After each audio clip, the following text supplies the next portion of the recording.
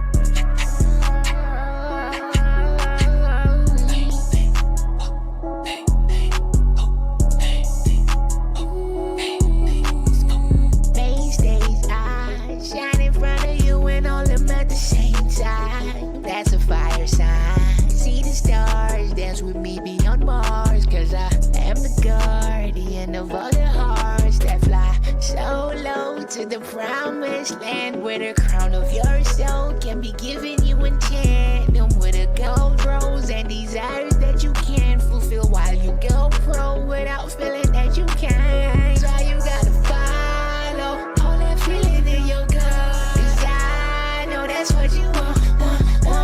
Yeah, it's all I need. That's all I need. That's all I need to follow me toward my dreams.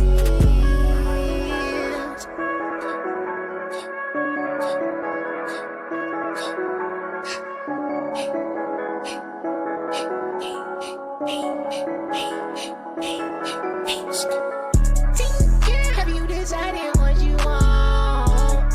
Yeah, all that fire in your palms. Yeah, would you now feel alive? They say you got it all. Now go find it all within you. You gon' know what to do once you move in the way that you're supposed to. True. Yeah, pick your own brain apart. You gon' see the gems you need to remain a star. Yeah, it's that you gon' make it far without a follow. Or forsaking who you are. Follow all that feeling in your gut. 'Cause I know that's what you want. Yeah, it's all I need. That's all I need. That's all I need to follow me toward my dreams.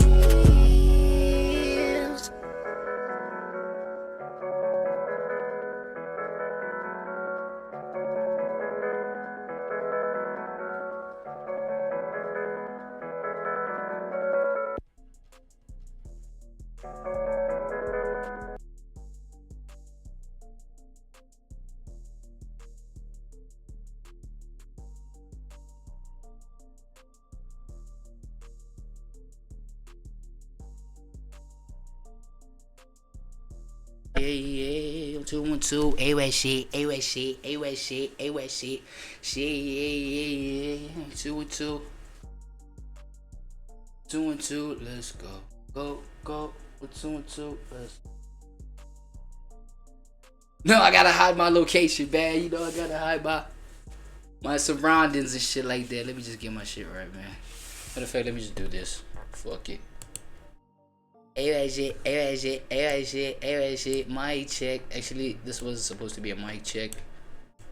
Ended up being check my cameras type check. You know what I'm saying?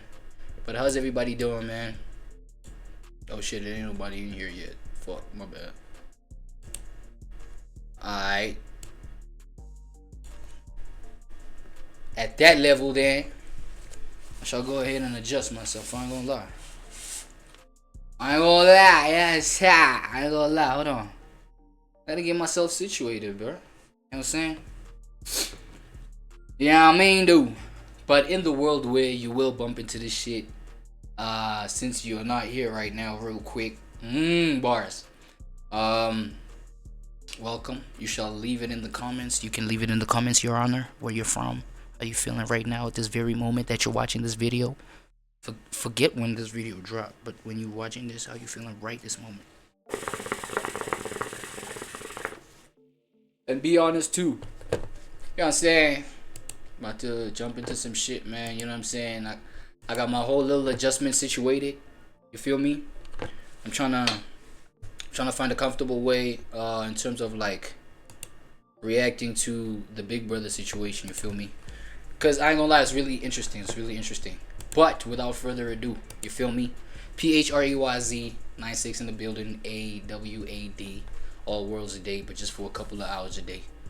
Feel me? AllWorldsADay, but just for a couple of hours on that day. You know what I'm saying? That makes sense. I am actually on the wrong account. Now let's quickly change that, shall we?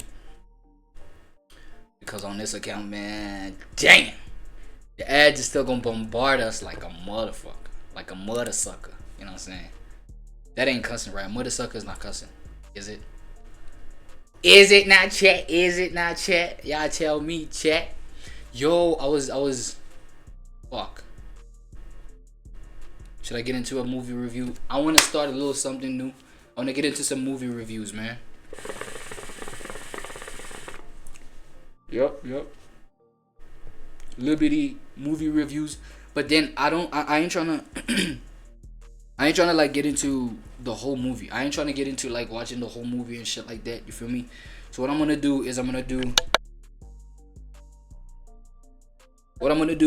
do official movie trailer, and then I'm gonna do like a trusted movie review from another content creator reviewing the shit, right? So that at least we have a picture, and then at least, you know what I'm saying, according to me, because this is my POV, according to me, whether you should go check it out or not. You know what I'm saying? I don't know if they revealed, you know what I'm saying, the plot. But obviously when they review movies, they talk about the plot, they talk about what's going on. They basically spoil it. So everything on this, just quick little disclaimer. Everything on this is spoiler, bro. So just, yeah, just off the back. So right here, wait, let me just start it off like this so that I can get my little thumbnail and shit like that. So right here, we finna start with the, hold on, man, I don't like this camera, man, over here. I think I should, yeah, let me just do that. I don't like this adjustment. Let me adjust this right quick like that. Yeah. So yeah, just to get my little quick thumbnail, and this is not the movie, guys. It's not a cartoon. This is not it, bro. Let me pull it up. You know what I'm saying? Have patience and shit like that. So yeah, so we got the trailer of a movie called Eddington, right? It's Eddington. Let me see if we can get.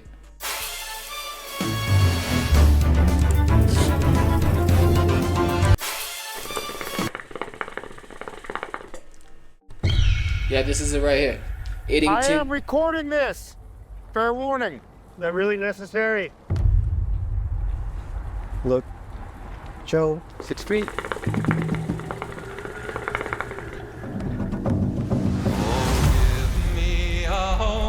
Okay, wait. First things first, right? I just want to read the shit because, okay, look, we all know about the whole attention span thing, right? Attention spans is fucked up. Attention spans is fucked. So my attention span's fucked. Your attention span's fucked.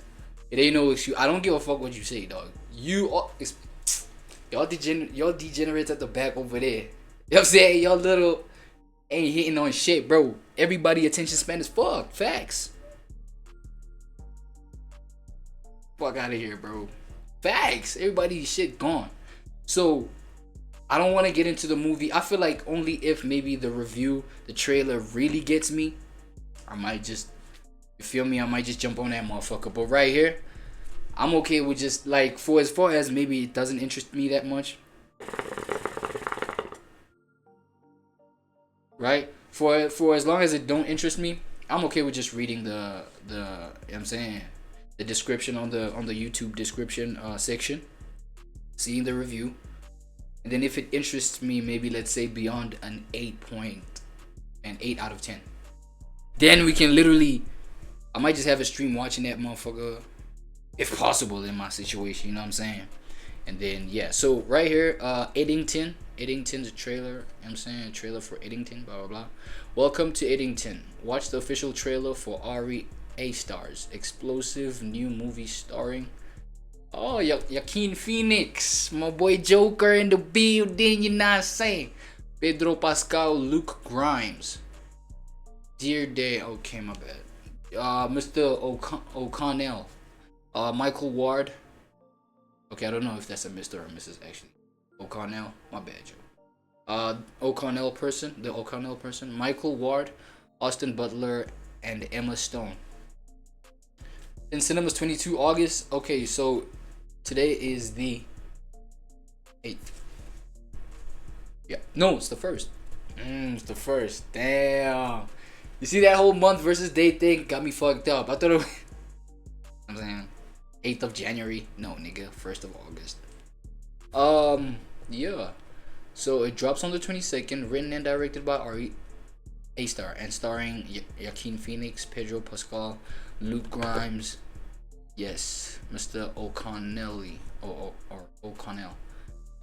Michael Ward, Austin Butler, and Emma Stone, right? So this is the movie that we're looking at. It's called, no bad, let me just get organized, bro. I'm so disorganized today. It's called Eddington. Let's go.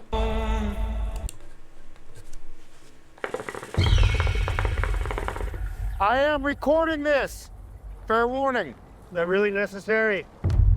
My boy Joaquin right here. Shout out. Look, Joe, 6 feet.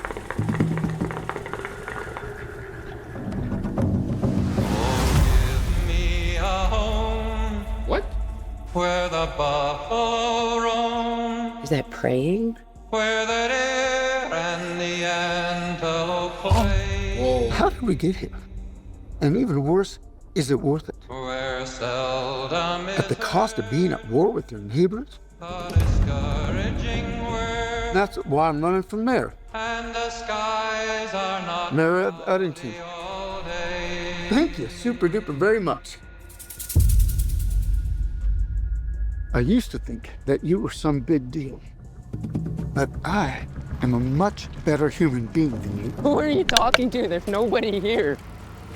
Home, home on the rainy, Husband, sheriff, mayor to be. where the deer and the antelope You want things simple and neat. We are in a fight against evil. seldom is heard. These are your streets. No, they're your streets to keep safe. You know how death works out. People are going to be looking here now. Keep your own office going, but you're gonna run mine. So we vote Joe Cross, take back our community. Hell yeah. Save our soul. Dang. Your pain is not a coincidence. You are not a coincidence. We Are not a coincidence.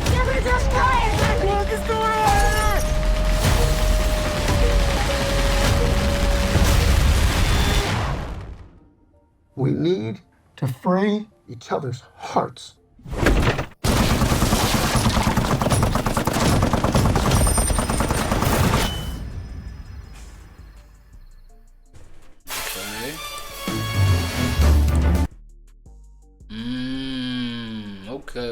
Okay. Okay, right here we have the review of Eddington, the Eddington movie, right? Chris Stuckman right here is gonna share the review, and we shall check that out in a little bit. I mean, you know, trailers are not supposed to reveal that much. They're not supposed to be well, they're not meant to be spoilers. You feel me? So yeah, they're not meant to reveal that much, and this one right here did just that for me. It did not reveal anything at all besides the fact that, okay, we're looking at a landscape of so it's a political kind of, it makes us aware of just the political temperature. You know what I'm saying? The result of just like what politics can do to a small town. You know what I'm saying? Kind of like that isn't interested in anything politics because of whatever reason. Maybe the movie does reveal why people are just like over shit because, you know, that one part where homie was like, yo, what are you doing? Like, why are you trying to like gain any form of favor from people out here? There's nobody out here. Clearly there's people that live in that town. It's like infrastructure and everything like that. So clearly there's like people that live there. But then now it's like, yo, nobody clearly cares about politics, propaganda, blah blah blah, what media has to like kind of promise people in terms of political promises and, you know what I'm saying, situations like that. So okay, we have that kind of situation right here. New neighbor tries to run for mayor in the area and shit like that. And then obviously what comes from that. And I feel like, okay, from what I see, it's my POV. It can be ass as F. It can be ass AF as fuck, right? It can be ass. It can be like going its own direction. But it's my POV. You here right now, enjoying it with me.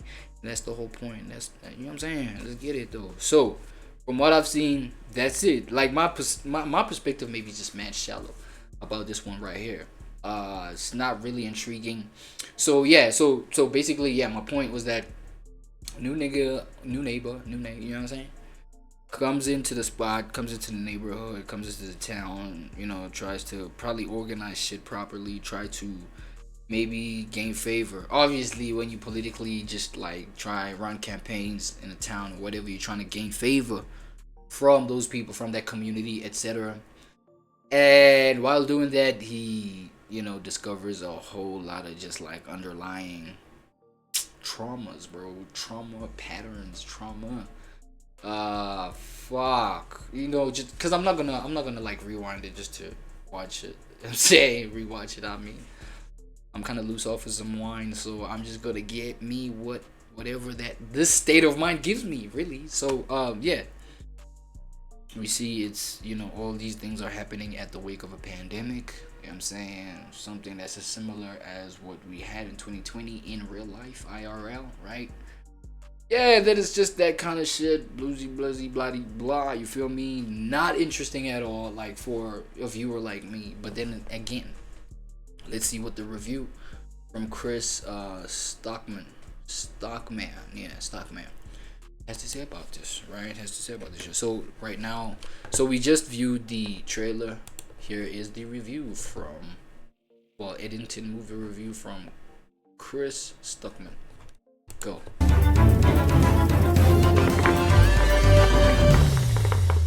Eddington is written and directed by Ari Aster and stars Joaquin Phoenix, Pedro Pascal, Emma Stone, and Austin Butler. And the film takes place in May of 2020 as a standoff between... May 2020, so it's not anything that's like a pandemic, it is the pandemic that happened in 2020. Alright, cool. A small town sheriff and mayor. Yeah, I feel like, you see, and I think that's why I chose to watch the trailer and then get into the movie review, because the trailer can just like show me just like what my mind wants me to see.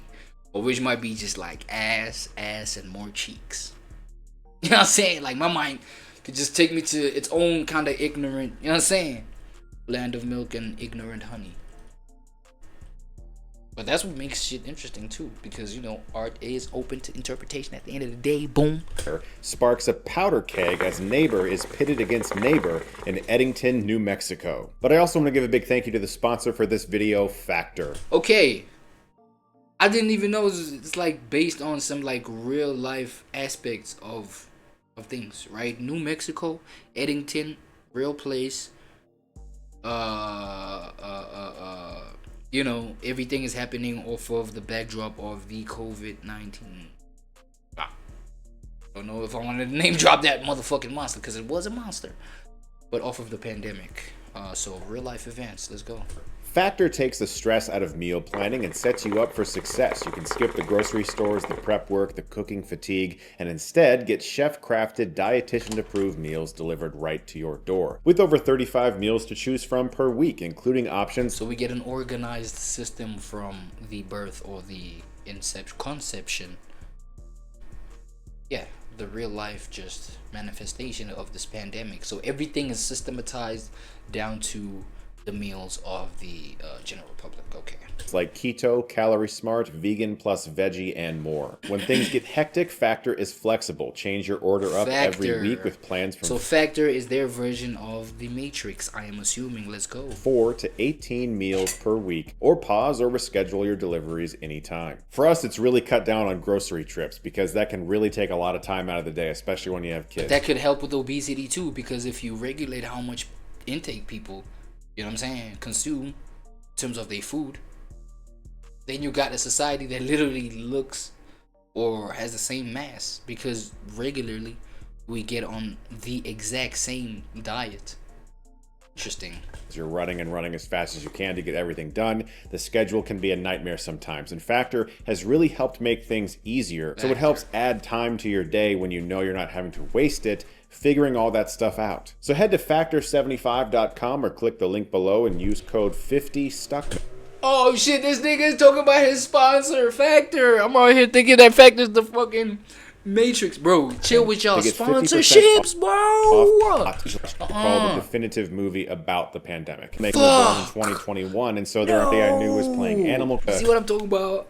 That's all I said. Like, I could just like make shit up, bro. This nigga was talking about a fucking sponsorship. I'm thinking the sponsorship is part of the movie. It's weird because, like, in general, in my entertainment, nah, that was fun. I learned that I could call the defend. This film is shot by the legendary filmmakers were born in 2020 period where when it comes to movies at take.com for 50% off plus free shipping on your first box. Bro. That link is in the description below. Thank you so much to Factor for sponsoring this video. So when it comes to movies that take place during the pandemic or utilize the pandemic as part of its plot, man, I think I'm really done with it. I just don't want to think about that.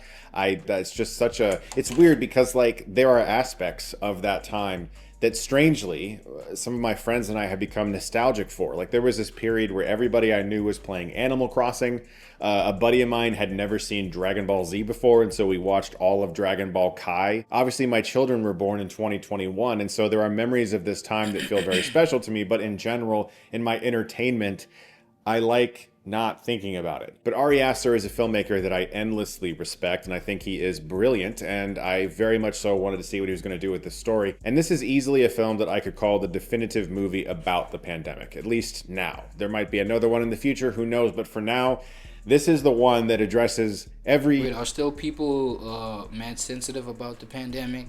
Like name dropping the pandemic and shit like that? Incredible. There are so many sequences in this movie that feel like old school big movie filmmaking. The budget was reportedly $25 million, and you don't see too many movies like this on the big screen for that budget anymore unless it's some kind of IP based off of a book or something or other. This is a completely original movie with big stars made by a filmmaker who likes to push boundaries. Just like with Bo, with this film I didn't necessarily grasp everything on first viewing. It feels pretty much impossible. It's a 2.5-hour movie that is filled with so much information, so much story, and very much so a throw everything at the wall and see what sticks approach to addressing so many different events that happened during the pandemic. My favorite aspect of this film by far, and the storyline that I was most invested in, is the mayoral campaign war that's happening between Joaquin Phoenix and Pedro Pascal. Pedro Pascal's character being the current mayor who's trying to get reelected, and Joaquin Phoenix playing a sheriff who's tired of wearing masks,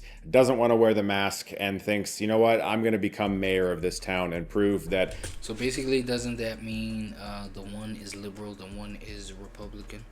Type shit. No, I mean the one is liberal, the one is conservative. Damn.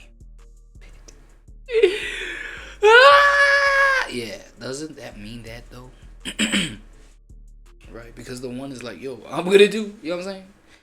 What I think is best for people, and I'm gonna lead them there too. Then obviously the other one is like, yo, this, you know what I'm saying? Be conservative about things. Just be diplomatic. Let's think for what is right, nigga. Let's do what is right. Get your fucking mask on. What you doing? Mask on. Shout out Pluto. All of this is just a bunch of BS. And them two going against each other is easily the most compelling part of this film. It's also a very darkly funny movie. There are many moments that I laugh that, you know, in your average movie, the things being depicted on screen you would not laugh at. But this movie encourages you to. Sometimes it makes you feel bad for laughing because it's... So basically it's the whole concept of be able to laugh at what you went through. The traumas you went through, the blessings you went through, etc. Okay, it's cool ass principles. I ain't gonna lie, I missed all of that in the trailer. But then again, the trailer is like 1.5 minutes, so you gotta understand. You ain't gonna get shit on the trailer, bro. It's real events, and it's things that we saw or lived through at some point in time that meant something to us very much so in a different way. And just 5 years after the fact, some things are funny that at the time definitely weren't. But there's also a lot of very serious things the film addresses as well that is making us look at those events and wonder if we handled them properly or if there was anything we could have done differently. But it all being from the perspective of a sheriff who is asthmatic, who does not want to wear a face mask, who ends the film in such a place that you genuinely could not have predicted.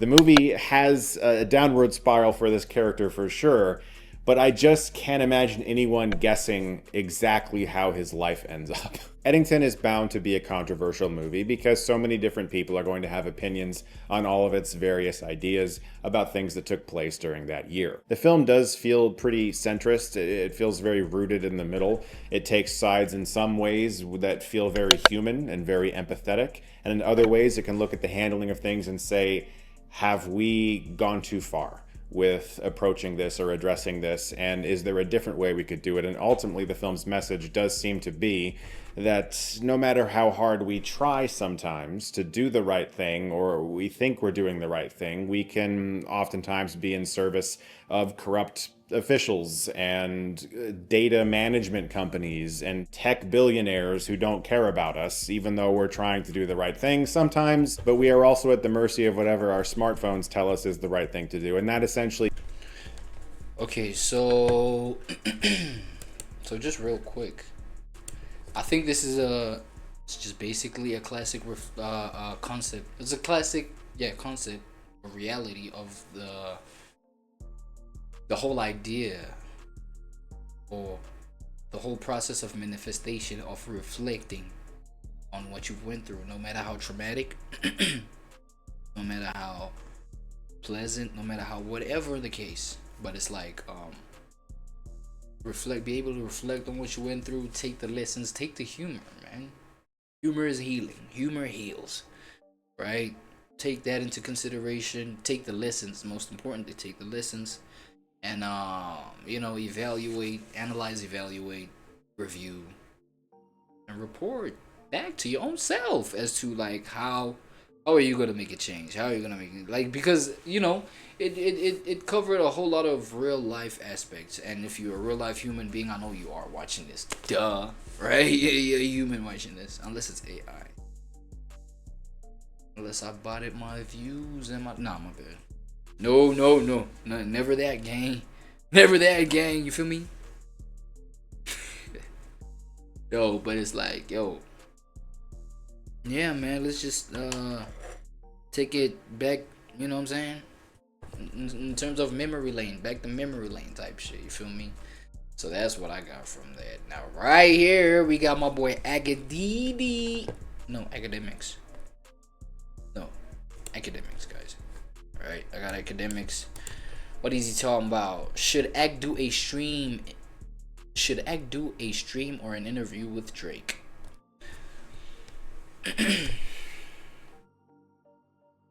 Is that even a question, bro? Is that even a question, bro? Nigga, y'all should have done the interview, nigga, like 2 months back already. Covering this nigga Drake's probably, you know what I'm saying, his perception on the beef, his feelings on the beef, blah blah blah blah blah. You know what I'm saying? Well, that would have depended on the fact that if you were over it or not, because 2 months ago obviously is a, you know what I'm saying, is a point in time where the beef had long been, it had long passed. But then, yo, I ain't gonna lie, let me know if I am wrong. But I feel like this beef literally, well, you know, the beef heard all around the world, nigga. Come on. The hip hop beef heard all around the world. The rap beef heard all around. Dot and Arbery, that beef brought this nigga right here and Drake closer together. I don't know. That's my personal opinion. Y'all will tell me, but this long-awaited interview was supposed to have been done, nigga. What are we talking about? Yo, alright, let me ask you a question. What's up? Real question for y'all. Real question. If I had an opportunity to do a stream with Drake or an interview with Drake, which one do y'all want? I think it's an easy question. A full stream with Drake. Stream, please. Stream, Your Honor. Stream, Your Honor.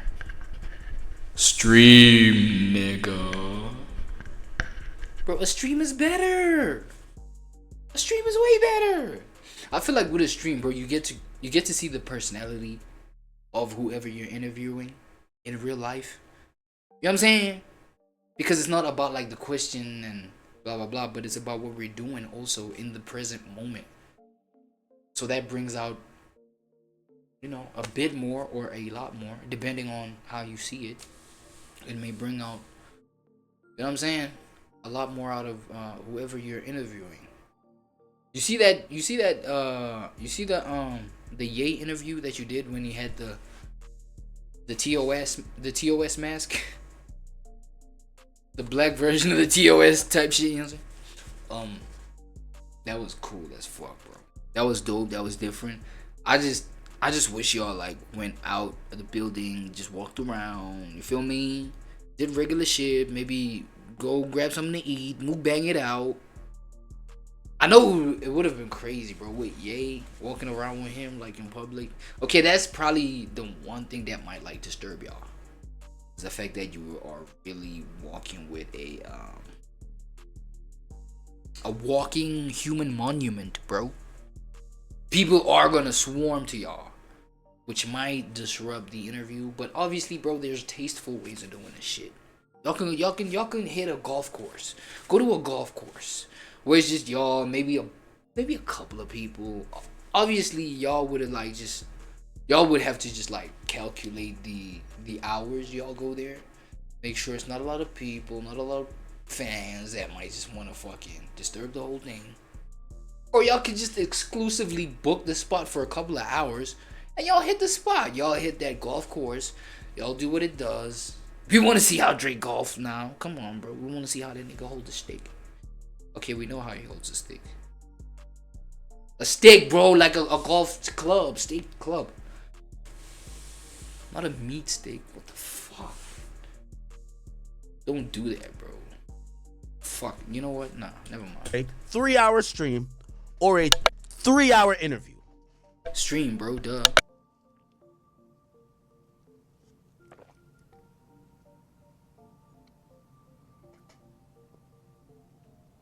Which one would y'all want? I feel like it's obvious.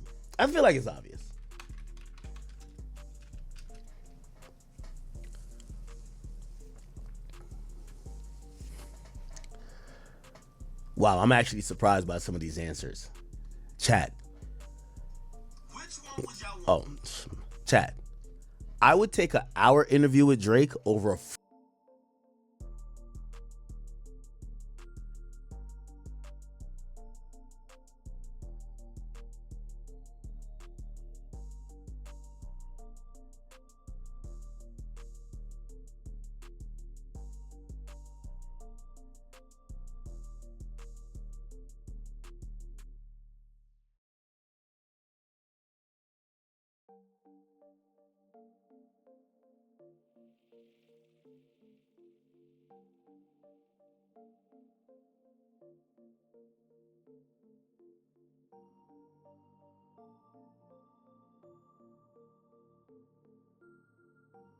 Fuck!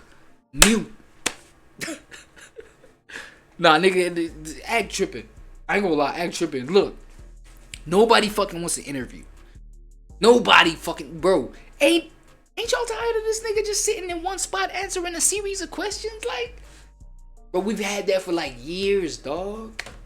Decades upon decades. Wait, That nigga been in the game for at least 2 decades by now, right? 2009, best I ever had.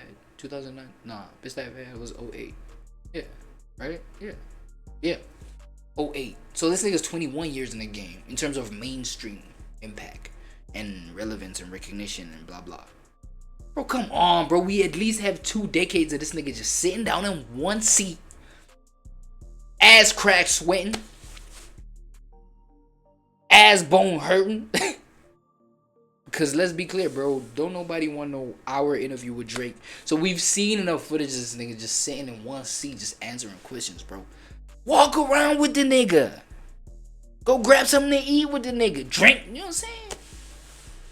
Nigga cat call with the nigga. The neighbor, my bad. Fuck. Chat, y'all know I'm working on that cussing shit. Is nigga cussing if I'm black? Wait, is nigga cussing if I'm African? Cause you know we had our own version of like the racial, you know, the racial toxic word for colored people or black people or people of color. Fuck, I forgot my point, man. But come on, bro, do something different with the nigga, bro. Matter of fact, every time you have like a big, bro, what you did with Ye was mad innovative. It was mad cool. It was new. I just wish y'all like walked around. Yes, it's Ye, and yes, it's a big artist. You're like literally walking around with a human monument. So everybody's gonna come to y'all. Everybody gonna be on y'all meat, but just make shit different, bro. 4-hour stream with Drake. Yo, a stream, a stream is like, again, I love streaming, but like, it's hard to play. Yo, a great interview is chess. It's chess. It's hard to do that on a stream. Why? A stream, it's always like anytime you're going somewhere, it gets broken up by, oh, the chat said this. No. No, bro. Obviously, you disclaim shit, bro. You disclaim shit to the motherfucker. Yo, don't listen to chat. Yo, even you yourself. Yo, let chat know. Chat, I'm gonna be engaging with y'all for at least this next 3 hours. Or at least this next 5 hours. Don't even do a 4-hour stream. Do a 6-hour. Make it more fun, bro. Go do some, you know what I'm saying? Go window shop with the man, bro. What the fuck? I think Drake will do streams. We gotta see Drake do an in-depth interview. Nah, Drake tapped in. I'll let whoever get the stream. I want more than an hour. 2-hour interview. I'll take a 2-hour interview with Drake over a 4-hour stream with Drake. You know why? A stream with Drake gonna be able to spin you. He got his butler. Yo, come over here, let's pour some shots. Yo, let's gamble on stake. He gonna do mad things. You ain't getting no questions really answered. You gotta sit with him and rap with him. We're like, bro, think about it. You can do all that shit in a stream. You can literally, during the stream, say you're doing the stream and y'all just like walking around. Y'all walking to like, I don't know, maybe y'all driving, right, to some spot. And then literally, on y'all drive to wherever y'all going, nigga, you just be asking him the serious shit that you would ask him on a serious sit down. Am I making sense or what, bro? Like, this is confusing, bro. No, don't nobody want to see traditional like interview shit. Like he's trying to bob and weave certain questions. And I'm not saying that he's like a ducker or nothing like that, but you could at least get like some actual answers. You know what I mean? Like actual answers. I'm telling you, gotta be an interview. I would take that. Anyway. Okay, we'll just go down some topics that's happening right now. So Drake and Central C, the Which One song, which I'm not the biggest fan of, but I do think it's cool. It's actually expected to debut at number 7 on next week's Billboard Hot 100 charts. That's only over the weekend of tracking. I think that's good. Which, by the way, what did I miss debut? I don't know. They said it would become Drake record extended 84th top 10 career hit. And also, by the way, shout out to who just sent that donation in. That's a great point you're making. Really great point.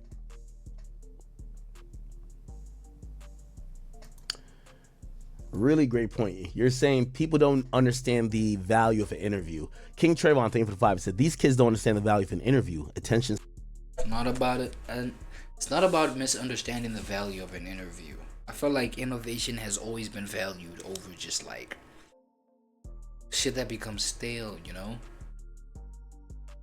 I will point out, no cap, no lies, no filters, no nothing. I will point out, we are living in a world where it's a whole lot of there's a whole lot of pathways. There's a whole lot of POVs to what is objective. So it's a whole lot of subjective. And like how these subjective POVs and perspective overvalue shit. I think that's the new definition of POV. Perspective over value. Okay, point of view. Let's go with the point of view one, right? With all these POVs right now, and a POV can grow into something so big. Like a POV can be you just kicking your own shit online. That's your own POV, and everybody subscribed to your channel, your page, or whatever. They have the option to not listen to that, to not consider that, right? Because it's your POV, so you can go as hard as you want. You can be on 10, you can be on 50, you can be on 80 in that motherfucker. Obviously, considering guidelines and TOS and blah blah blah, terms of services and blah blah blah, right?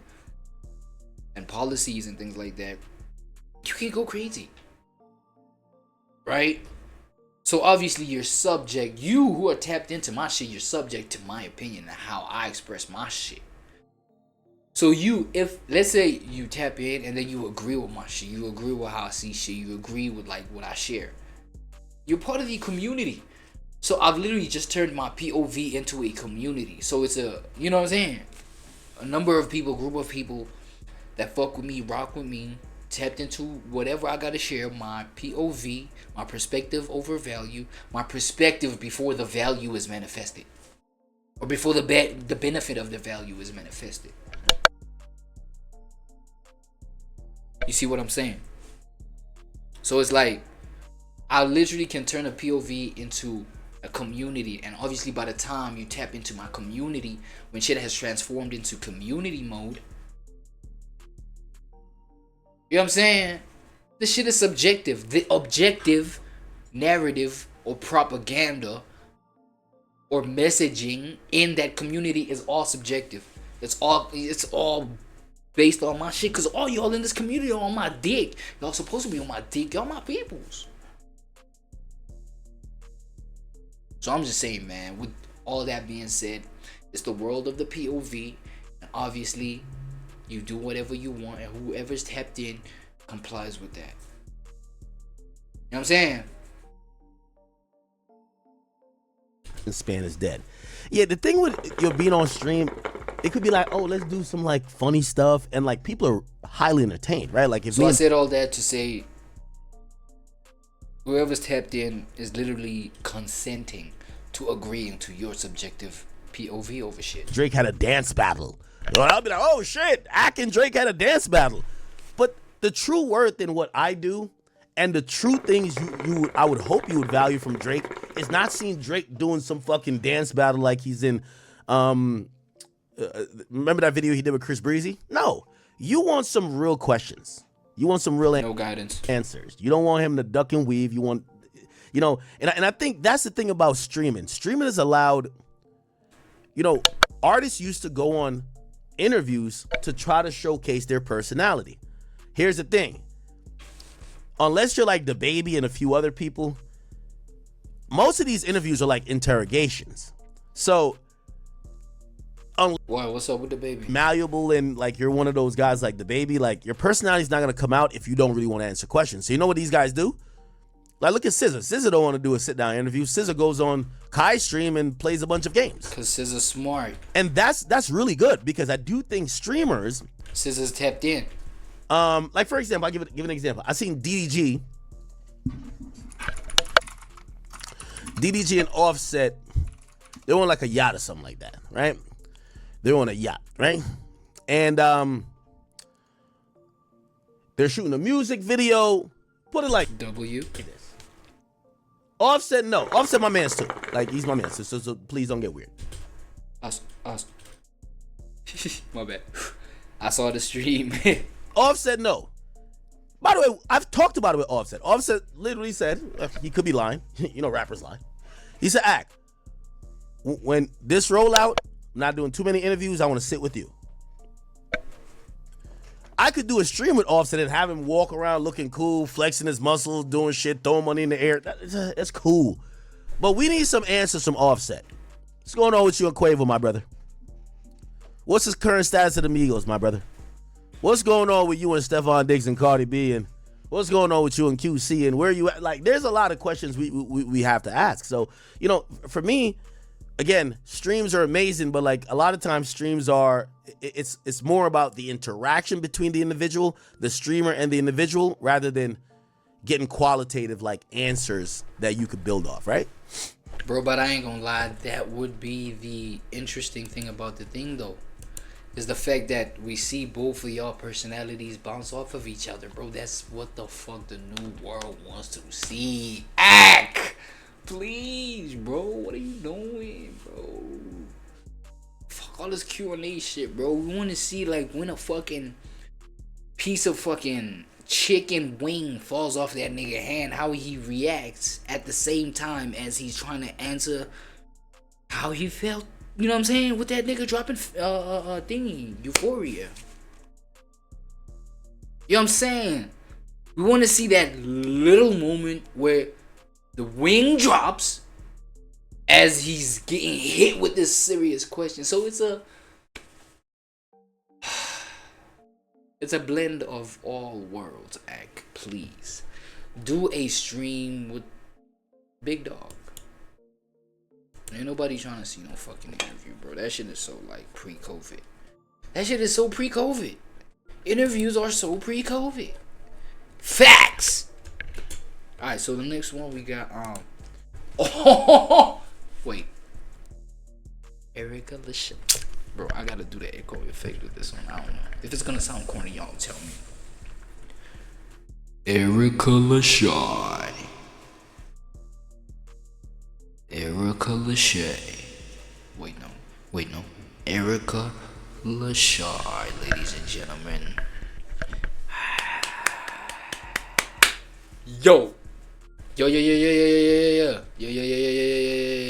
PSA. I think we found Big Sis. Yo, I think we found Big Sis on the real. You feel me? Hold on. So we got Erica Lachey right here. I saved some. I didn't save it. I just put some of her. Yeah, she be deep. That's why I be fucking with her. I ain't gonna lie. That's why Virtual Family Shape Up Chronicles Part 3, maybe 4. I don't know. So Erica Lachey, we got a candidate for Big Sis in the building. Now Erica Lachey is a musician. Also, for me, she's a healthy human developer. You know what I'm saying? She's a developer of healthy human perception, human mind. You know what I'm saying, gang? So, she resembles she resembles what I would wish for in a big sister. But then again, at the same time, she resembles what I would wish for in a soulmate. Is that weird? Is it weird? Okay, let me not ask that one. But is it weird that, bro, I like this lady so bad, bro. Okay, not so bad, but bro, I fuck with how she be thinking. So, alright. So y'all know I be doing this view to get the thumbnail, and then right now we're back at normal reaction view to get the reaction. Now, I posted this video on AWAD shit so that we can just get a glimpse of like, you know what I'm saying? I just hope her, you know what I'm saying? Like whatever I'm attracted to about her can come out of here. I know not everything is gonna like come out like 100%, especially off of just one video. But she's breaking down the importance of emotional control, of which is a very important virtue to have. You know what I'm saying? Yeah, Erica Lachey, ladies and gentlemen. But y'all know. There we go. Probably need the mic next to me. How y'all doing? Straight off the bat, bro. She's like a fuck yeah. Do we rate family members? Okay, I'll just leave this here. She dumb cute, bro. She mad cute, bro. The people that's on the live, all 2 of y'all so far. If you can hear me well, please say something in the comments, because I always want to do my sound check. Okay, I see a hey. You good? That means that you can hear me, hopefully. Definitely. And hear me well. There's some stuff that I want to talk about. That I actually posted on Threads, right? And I'm just gonna get right into it because this is something that's very serious to me, right? The title of this live is Crash Out Culture, and it says the importance of emotional control, right? Okay, good. You guys are tapped in and say you can hear me. That's wonderful. I appreciate it. Okay, so what I want to talk about is something that I posted on Threads. You feel me? I posted a response to something. And I'm gonna preface it for you guys so that you can hear so you can understand what I'm talking about. On Threads, there was a post of a man that was in the gym, right? He was a black man in the gym, in the locker room, recording a video of himself, right? He's recording a video of himself, which is against the rules to do in the gym. You feel me? You might be able to record for real the gym, your workout, but recording in locker rooms where people are changing and getting undressed. Oh yeah, that makes sense. Is prohibited in every gym. You can't do that. It's against gym policy, right? For several reasons. You could accidentally I'm not a gym guy, my bad. I'm not a gym guy. Catch somebody in your video naked, you know, and they shouldn't be online without their knowledge naked because you was recording a video in the locker room. But anyway, the person, checked him and was like, you're not supposed to record in here. And he had a deep voice. He had some bass in his voice, right? Sonic's boom's been happening in here. You feel me? But anyway, he has some bass in his voice. And this is just giving you guys the rundown of what I'm talking about today. He has some bass in his voice, right? And the black man told him like, oh, yeah, you didn't have to get at me like that.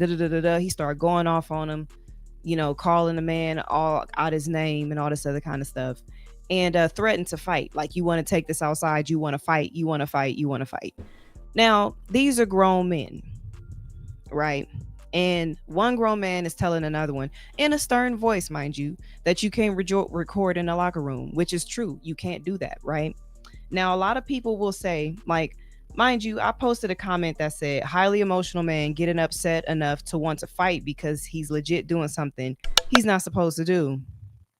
And people are applauding it because everybody in the comments was like, yeah, he told that man off. Man tried to use his Batman voice to intimidate somebody. He told him off. And the reason why this is like a thing that kind of irritates me, and it's not just a minor irritation, but there's a lot that's attached to stuff like that, is because we'll applaud this kind of behavior, right? Even if someone does say something to you in a stern voice and you don't like their tone of voice, first of all, if you're in the wrong, you got to take that.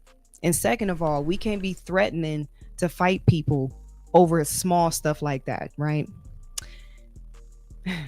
And the reason why I say this, I'm about to let y'all in on like some personal stuff regarding my life.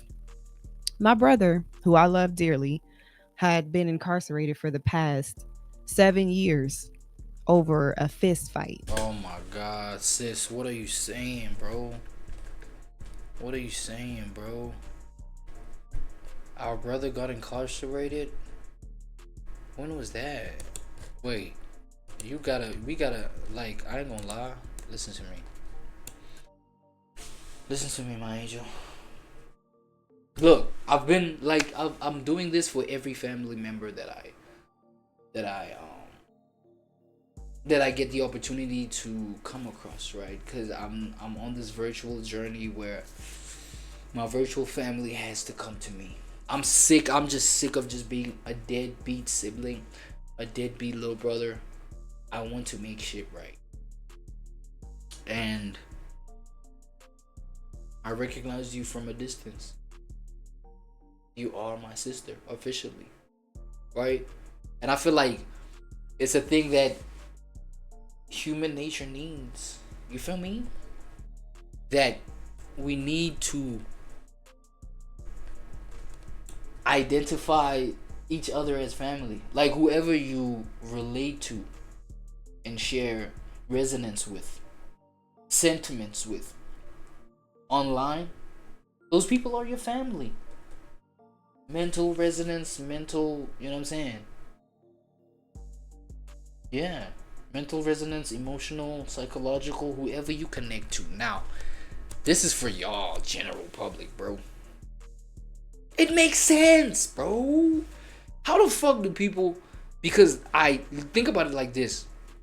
People be having these existential crises and problems where they feel like, yo, bro, fuck, bro, like, I got this family, bro, but how come, bro, they don't understand me, they don't get where I'm coming from, they don't get where I'm going, like, I feel alone, bro, ever since, you know what I'm saying? And this often comes up, like teenage stage, but it can last a long time for as long as you ain't connected with what you believe resonates with you and has a spiritual signature with who you are, whether emotionally, physically, mentally, psychologically, blah blah blah. Facts! I'm lying? So I took it upon myself to be like, yo, shout out to LGBT only. Shout out to LGBT only off of the basis that they have had the balls enough to recognize and be like, yo, I'm gonna fucking identify my own family. Fuck it. And that's what we got. I'm identifying my own shit. I'm identifying the LGBT. My bad, y'all. My bad. I fucked up. Ah, fuck. Why y'all ain't tell me wine ain't safe on stream, bro? I be fucking up. No. The LGBT has encouraged me through their ways of identifying whatever the fuck gender they choose to rock with. Now I was like, yo, why I can't identify who my family is, god damn it. I'm doing too much. I'm delusional. I'm doing too much. My bad. But anyway, with that being said though, this is my virtual family shape up, and we have big sis candidate over here. I love how she thinks, bro. Come on, bro. Plus, you know, we be good looking in my family, bro. So that is an aspect never to be missed. No cap. Right? Yeah, right. Just recently got out. Was incarcerated all that time. That's 7 years away from your family. 7 years away from your children if you have them. 7 years taken away for, you know, anything that you could be doing in your life. If you wanted to start your own business, if you had a good job, if you were well on your way to doing something beneficial with your life. All it takes is a moment of you losing emotional control for you to lose everything you've ever worked for, right? And I feel that. I feel that. And I have the literal real life experience to back that up. But I'm not gonna get into that. But I feel that. I ain't gonna lie. I know a lot of people be like, oh, it's not that deep. It's not that deep. Stuff like that don't be happening. It does happen, and it happens all the time. That's one of the reasons why I love Kendrick Lamar's album, Good Kid, Mad City. Shout out. Because the album itself tells a story, right? And at the beginning of the album, he's talking, it's very lighthearted. He hanging out with his homies. They going, he trying to pick up this girl. He trying to slide through to this girl house. And, you know, once he gets to the girl house, you feel me? There's some dudes outside and they jump him, right? And so his homies are mad about it, right? They gonna slide on him and get back for their friend getting jumped. And in the midst of that happening, one of their friends gets shot and he dies. And all of a sudden, the lighthearted coming of age story that this album once was is now something very sinister. And within just that quick of a moment, everyone's lives are changed forever. It ain't gonna never be the same. especially the person that lost their life. And so the point I'm making is this, you know, and I know people like, well, that's just an album. No, people that I know personally has gone into the bathroom to fight. You know, you at a club and you don't want to get kicked out the club, right? So you go into the bathroom to handle it, which is what a lot of people do. They go in the bathroom, fight. You fight in there. I know somebody personally got into a fight at the club. The dude that they punched slipped, hit his head on the sink, and died. Whoa. Supposed to just be a night out. Supposed to just be a good time. We going to the club. We having fun. We turning up. We got drinks. We dancing. We trying to do whatever. But now your whole life is gone in the split second. So when I see stuff like this, it does bother me because we as a people can't get bent out of shape. We can't crash out. And like the way that this world works, you know, with the slang and everybody wanting to be a part of Black culture, which is what I talked about 2 days ago. You know, we hear terms like crash out and now it's fun. It's a fun thing. Like, oh, I was about to crash out, or we about to crash out. Da, da, da, da, da, da. Not knowing the implications of how it literally takes one moment, one bad decision for your life to be ruined and changed forever. Right? Here's another point of relation that I have with this lady right here. It was fun. Saying right here, right? No, she might be like, bro, we attractive people in my family, so my bad. I didn't mean to salivate over my sister. Over here, you know what I'm saying? Queen sister. But yeah, dog. It's the point I'm trying to make is that it's crazy how, you know, the culture will like, because here I feel like here's how the culture works, bro. The culture like fucking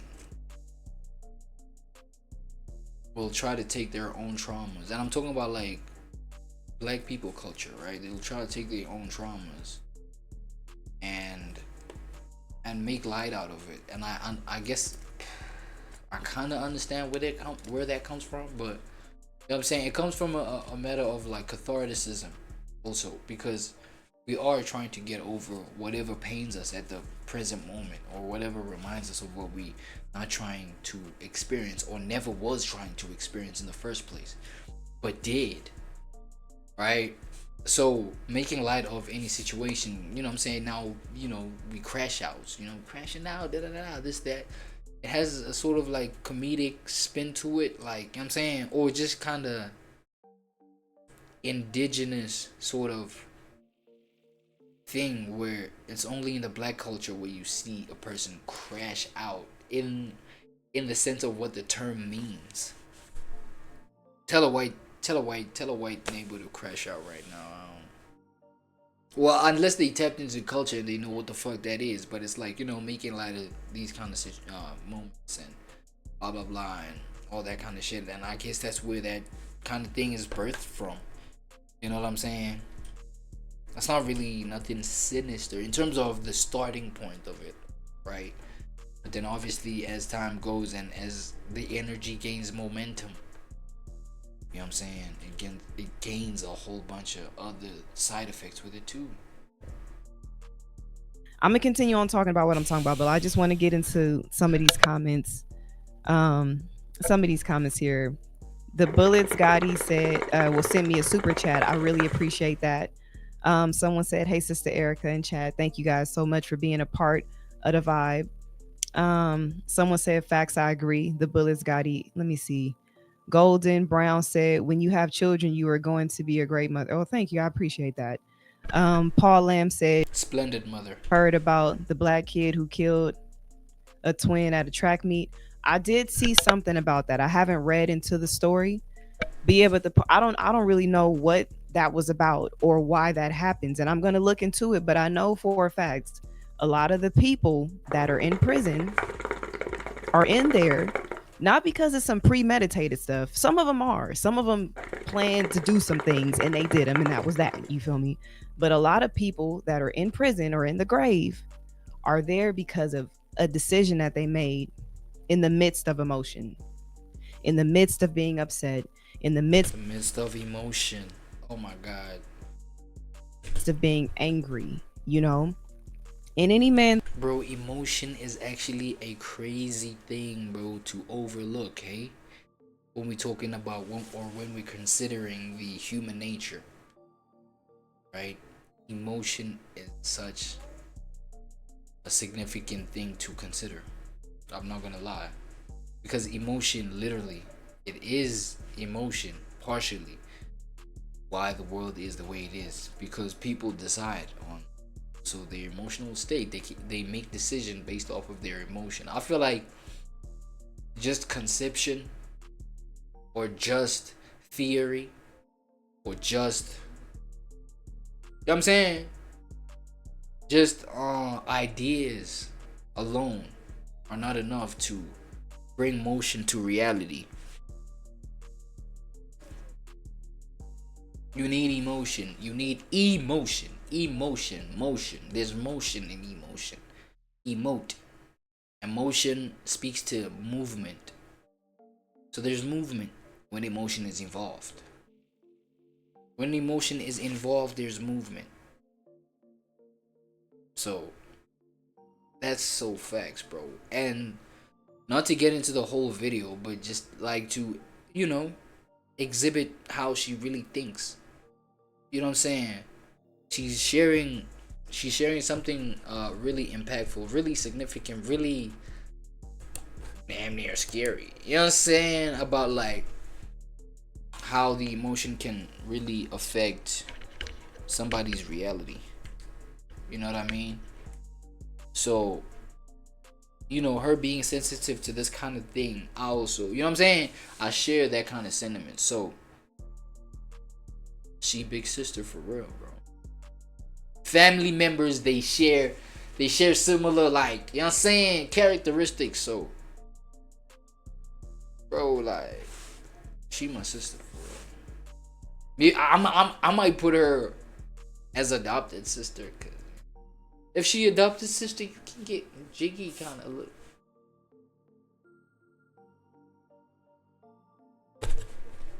Okay. Look, I just wanted to get a little glimpse of her character. And like, obviously, like your mental, you know what I'm saying? How like you construct images, visions in your head and things like that. That makes me feel closer to a person. I'm not gonna lie. And therefore, that's why I just wanna, just to expose a little, you know, well, some shorts for a little bit, just to, you know what I'm saying, expose us to like the type of person I'm really talking about. I feel like shorts can like expose some shit about you character wise, because he was dumb. This is something I've been wanting to say for a long time. What are we talking been wanting to say for a minute, but we just gonna have to stop pretending like light y'all. This is something I've been wanting to say for a long time. Been wanting to say for a minute. Tell this some messy shit. Sure here. For men in our communities that have thrown. Here's another thing that makes me really like resonate with this woman is her sense of like natural beauty. Right? Why is my face on top of her? Look, it's her sense of you know what I'm saying, natural beauty. You know what I'm saying? And the importance of like being or feeling beautiful within like your natural self, in your natural skin, right? So short hair vibes, things like that. I ain't gonna lie, these days I can't even tell like when something is natural or not. But you know what I'm saying, this looks banging. This looks cool.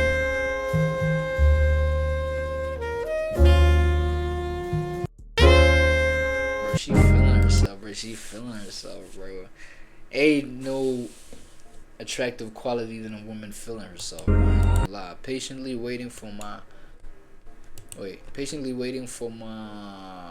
caluses. What the fuck is caluses? I can't do my sis like that. I gotta fucking research that shit. Caluses? What the fuck is that? Hold on.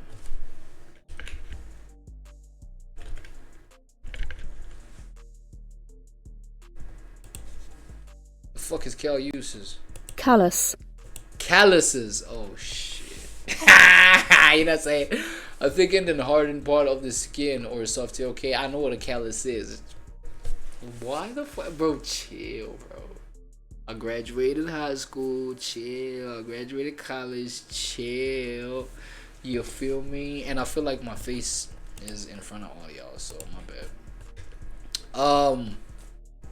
Yeah, okay, calluses. Okay. She be talking about calluses. She's talking about calluses. Let's bring the face back so that we can bring the view back, right? So that the whole situation can make sense. My bad. Okay. Patiently waiting for my calluses to develop on my fingertips. So, okay. So playing the guitar hurts her fingers. Aww. Y'all think being in love and writing love songs is like, it's corny? Is that where we at right now? Please, somebody tell me. Because what I'm working on is very much, I don't know, it's like inspired by like that corny era of like Bootsy Collins and like. Nah, I wish I would. I ain't gonna lie. Love songs are corny, bro. Look, I feel like it's because of the whole thing, bro. Love is a mental illness, or especially what love is meant to mean these days. It's a fucking mental illness, and therefore, whatever you gonna say me. My bad. Whatever you're gonna tell me, all in the name of love, I know it's because of something that you probably lack, or probably you haven't recognized the fact that you can give it to yourself. Yeah, you ain't recognized that you can give like wholesome energy to yourself, so you project it. So I feel like it's a function of projection type shit. So you know what I'm saying? So that's like the whole thing where like love songs are corny because of that, dog. It's like I know what you mean when you tell me, dog, you'll die for me. You know what I'm saying? It's like, no, bro. I feel like you wish you would die for yourself. You know what I'm saying? So take me out of the equation. It's finna be easy to put yourself in there. I don't know if I'm making sense. My bad. But I realized early. How being so results driven can stomp your drive and creativity. Come on, bro. That's sensible thought right there. That's why she my sister, I ain't gonna lie. Clear that I have to stop being married to the outcome. And no, I don't mean pretending like I don't care about the outcome, because come on, let's be real. Everybody want to see results for their hard work and their actions, right? But I mean creating from a space of, I'm gonna do this regardless. And the crazy thing is that now that I feel this way, I actually have more energy and excitement about creating in general, as opposed to like having to force myself to do it because all I was concerned about was the outcome. I wish I would have realized earlier that I have to stop being married to the outcome. And no, I don't mean pretending like I don't care about the outcome, because come on, let's be real. Everybody want to see results for their hard work and their actions, right? But I mean creating from a space of, I'm gonna do this regardless. And the crazy thing is that now that I feel this way, I actually have more We talk every day. Oh yeah, artists to learn. No. It runs on the family type shit.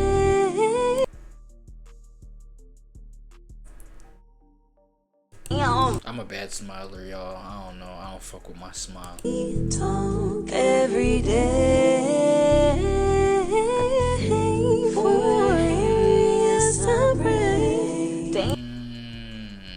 She going crazy over her own shit. Wait. What you talking about? I stay running out of gas. Ran out of gas? You ran out of gas? Oh. You need that dud pack? Shut off lights. He calls. Bro, she's so soulful, bro.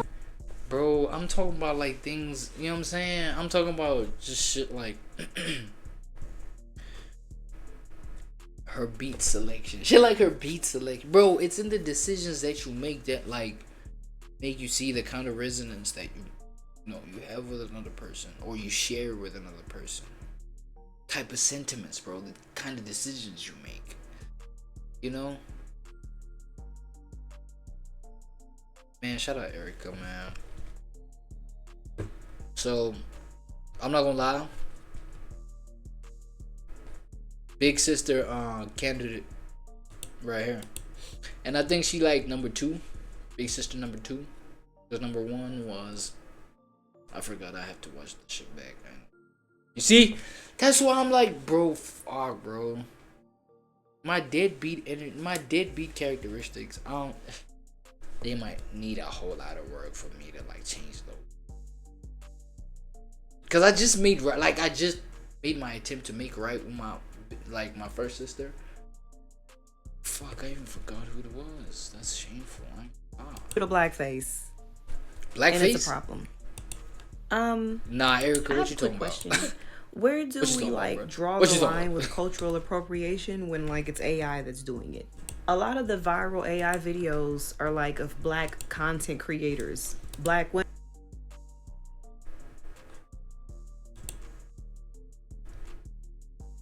Okay, y'all want to do some brain exercise type shit? Wait, nasty? What? What? Welcome to the Satota. Chill. Nasty C accidentally says something wild. No Diddy. You think this nigga been on some Diddy shit? Because you already know. You know what I'm saying?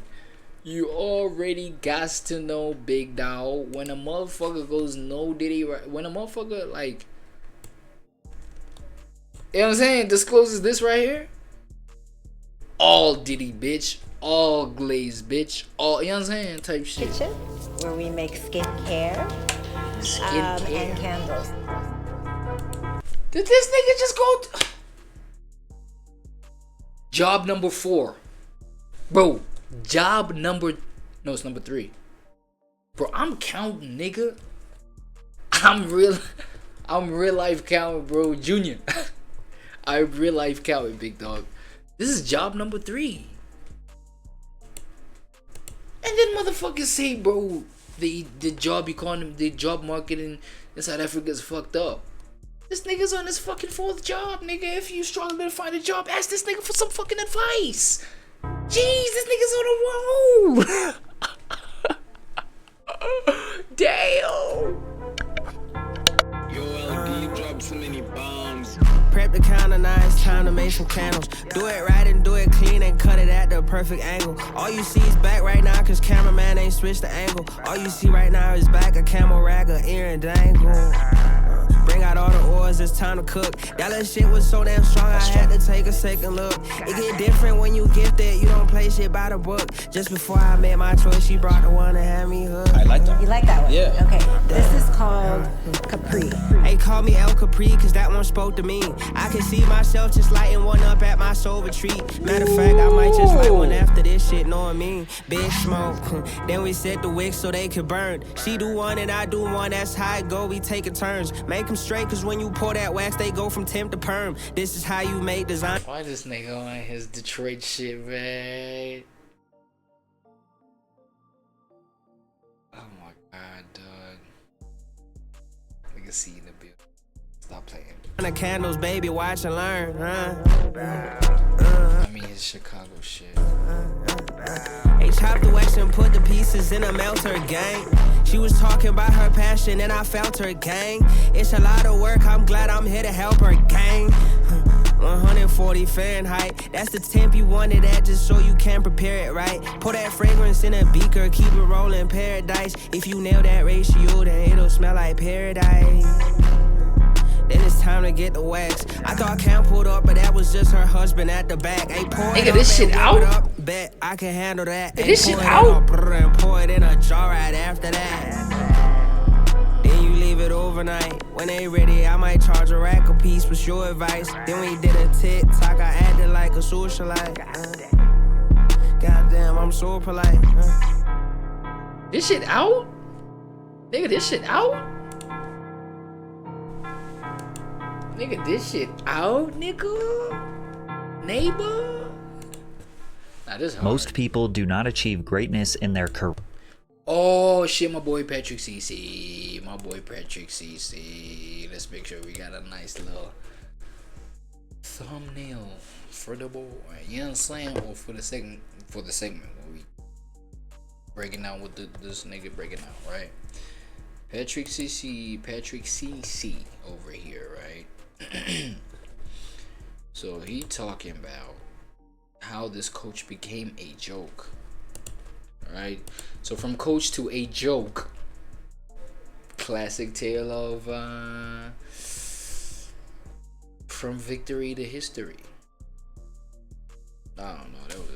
That was kind of corny, bro. I ain't gonna lie. career like Bill Belichick. One entirely undefeated regular season, 11 straight divisional titles, 333 total wins, most playoff wins in NFL history, most Super Bowl appearances in coaching history, and tied for the most Super Bowl wins in NFL history. For 2 decades, he built a dynasty out of unwavering discipline and focus. He demanded excellence, shunned distractions, and treated emotion like a weakness. But not anymore. Now, at 73 years old, the architect of the Patriots empire can no longer control his shallow desires, and it has resulted in him becoming a laughingstock of the entire sport of professional football. A new relationship with a woman 50 years younger than him has turned the NFL's most feared mind into a What the fuck? And it's not even necessarily because she is so young, but rather because she is taking over his business affairs, making business Obviously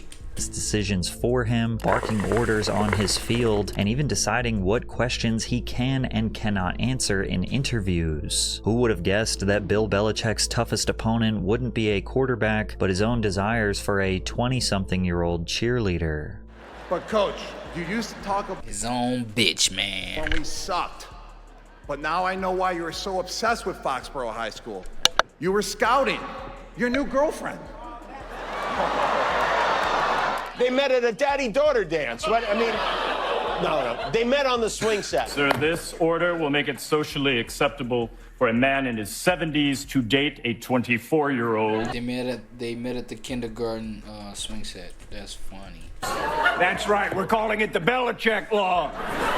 We're gonna make girlfriends young again, okay? This all started when he impulsively ended 3 decades of marriage with his wife, Debbie Clark, for a fleeting affair. For almost 30 years, Bill and Debbie had the picture-perfect marriage. Clark really stood by Belichick's side for most of his coaching career as the couple traveled from place to place to fulfill his lifelong dream of becoming an NFL head coach. During that period, Belichick helped craft dominant defenses that contributed to the New York Giants Super Bowl victories in the 1986 and 1990 seasons, eventually redefining his legacy with the New England Patriots. One could say that Belichick and Clark were the definition of a power couple. Debbie completed her higher education at Wesleyan University, but chose to sacrifice her career to support Belichick's goals and take care of their children. However, in 2006, Belichick and Clark abruptly ended their marriage. While the couple didn't publicly discuss the breakdown of their marriage, rumors spread that Bill had an alleged affair with a woman named Sharon Shinoka, who was revealed to be a receptionist for the New York Giants. And when it was discovered that Belichick had been allegedly sending money to Shinoka during her own divorce, rekindling his relationship with Debbie was out of the question. However, while Belichick's home life was falling apart, his career was reaching new heights. Under his leadership, the Patriots won numerous Super Bowl titles, cementing their place as one— Damn, what a dichotomy, right? Your career, nigga, you soaring, but your family life going down the drain. Man, honorable mention to my boy DDG, man. It's crazy trying to balance these things out sometimes. Korean family, they always the tricky, you know what I'm saying? They always be tricky, man, and they just leave you in shambles sometimes, bro, but you know what I'm saying?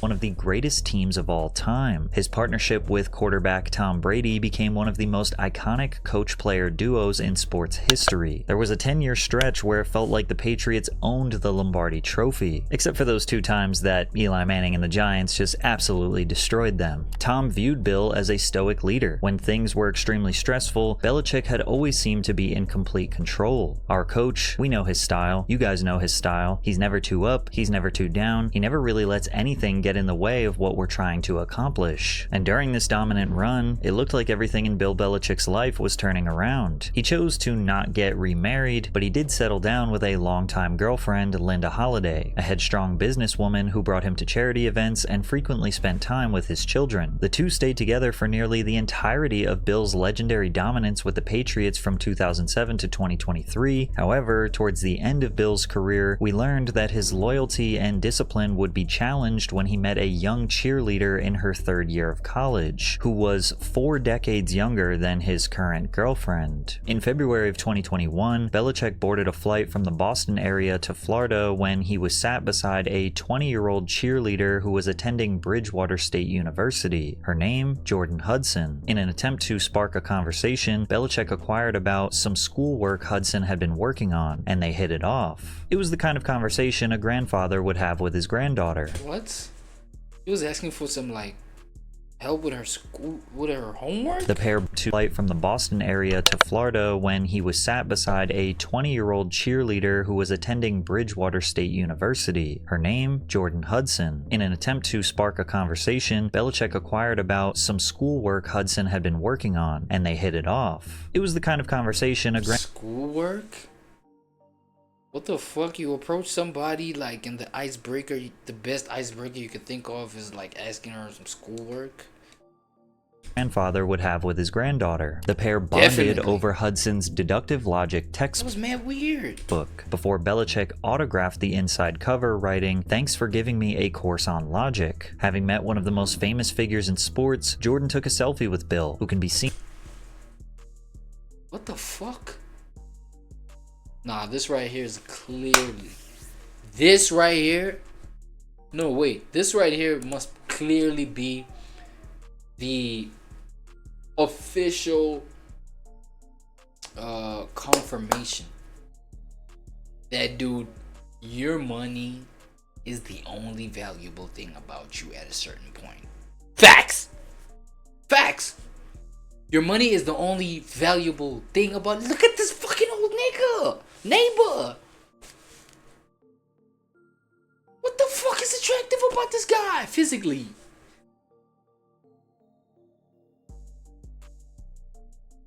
Well, the fact that he's a famous, you know what I'm saying, coach and blah blah blah and da da da. So obviously you know what you about to go receive when you hit that. Come on, girl, come on, bruh. Ancient ass, old soul, bitch. I probably built them pyramids. You know what I'm saying? Nah, shout out Kid Dog. But nah, this right here. Your money is your only valuable thing, my man. If you're a guy, please understand that at least.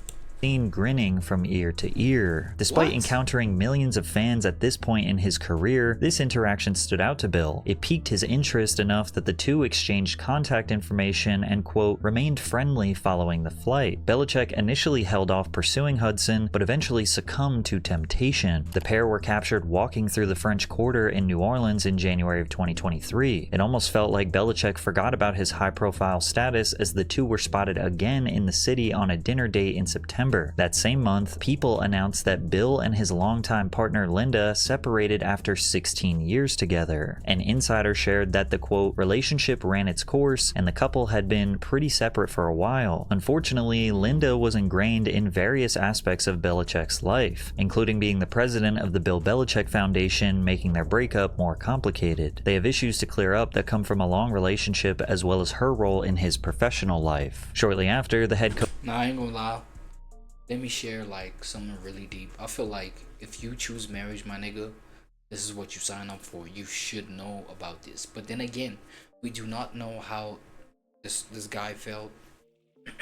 We don't know how Buddy feels about what he's going through. He may see it as something to just go through because, as the insider shared, this relationship has ran its course, right? Things like that. He may have been pretty accepting of it, right? But at the same time, from the outside looking in, we know that when you do pick marriage, we don't know as well. Patrick probably gonna reveal if, like, what kind of marriage they were. You know what I'm saying? If they signed them little contracts where you take half of the whatever, or everything is just merged, or whatever the case, right? It's like if tragedy follows after whatever y'all agreed upon divorce, you chose that shit, right? And I feel like this guy was ancient enough to know what the fuck he's getting himself into, type shit. It wasn't his first time dealing with a woman long term, right? So at this point, it's not no surprise. It's not nothing to even point out the fact that, you know what I'm saying, you made your wife the president of this, that, the third. How are things gonna look like when y'all guys divorce? Right? Like, what the fuck is gonna happen? How are things gonna move? Is this shit gonna be awkward? Blah, blah. He probably pre-calculated all that and was cool with that, of which I don't see it as a problem, really. Coach of the Patriots announced his retirement after the 23-24 season. Bill said, "We had a vision of building a winner, building a championship football team here, and that's exceeded my wildest dreams and expectations. The amount of success we were able to achieve together through a lot of hard work and contributions of so many people." He ended his 24 seasons with the team and over 45 years in the NFL. Following his retirement, Belichick and Jordan soft launched their relationship as he was spotted at Hudson's cheerleading competition. He was also seen with her on a work trip to Croatia. Soon, everybody knew about his relationship with a significantly younger woman. During Netflix's The Roast of Tom Brady, Rob Gronkowski took a jab at his old head coach's newfound preference for younger women. But Coach, you used to talk about Foxborough High School when we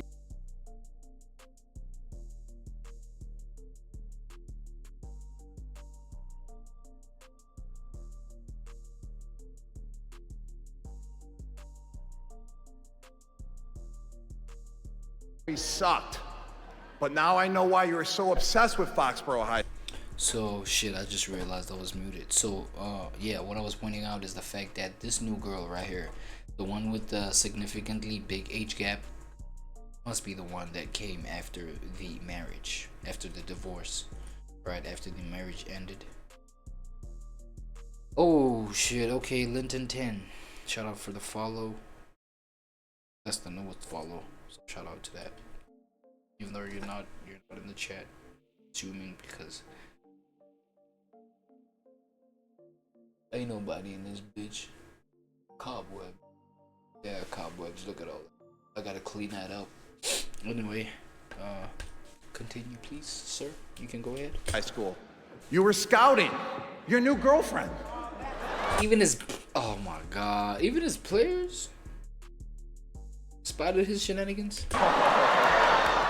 In June, Hudson shamelessly attended Tom Brady's Patriots Hall of Fame induction ceremony alongside Bill. That same month, TMZ confirmed their relationship, detailing how Hudson quietly supported Belichick at his games at Gillette Stadium throughout the 22, 23, and 24 seasons. This revelation painted a different picture of Belichick's character. While Linda and his kids sat in the suite watching the man they loved lead his team to victory, another woman was in the crowd doing the same thing. After TMZ reported the couple's She kind of cute. origin story about how they bonded over the deductive logic textbook, the book's author and Harvard professor Warren Goldfrapp told TMZ that he stoked his work played a role in their love story, joking, "I'm delighted to see that logic, so often derided as a dry subject, has finally been recognized for its romantic potential." But most people don't really see the positives of this relationship. The 49-year age gap is often referred to as gross, questioning what a 70-year-old man could possibly have in common with a woman in her early 20s. The women of The View roasted Belichick and Hudson's relationship repeatedly. But at a certain point, bro, let me just like fucking point this out already. Anybody beyond the age of 18 is an adult, bro. They can be in a relationship with whoever they want. Okay, depending on where they are in the world, blah blah blah. There's that argument, right? Some places, I don't know. Is there a place that considers people adults when they're 21? I think all places you're an adult by the age of 20. I wouldn't know this. Let me just quickly research this, because fuck it, bro. I'm not just going to be here like assuming shit. We deal with facts. Does every place in the world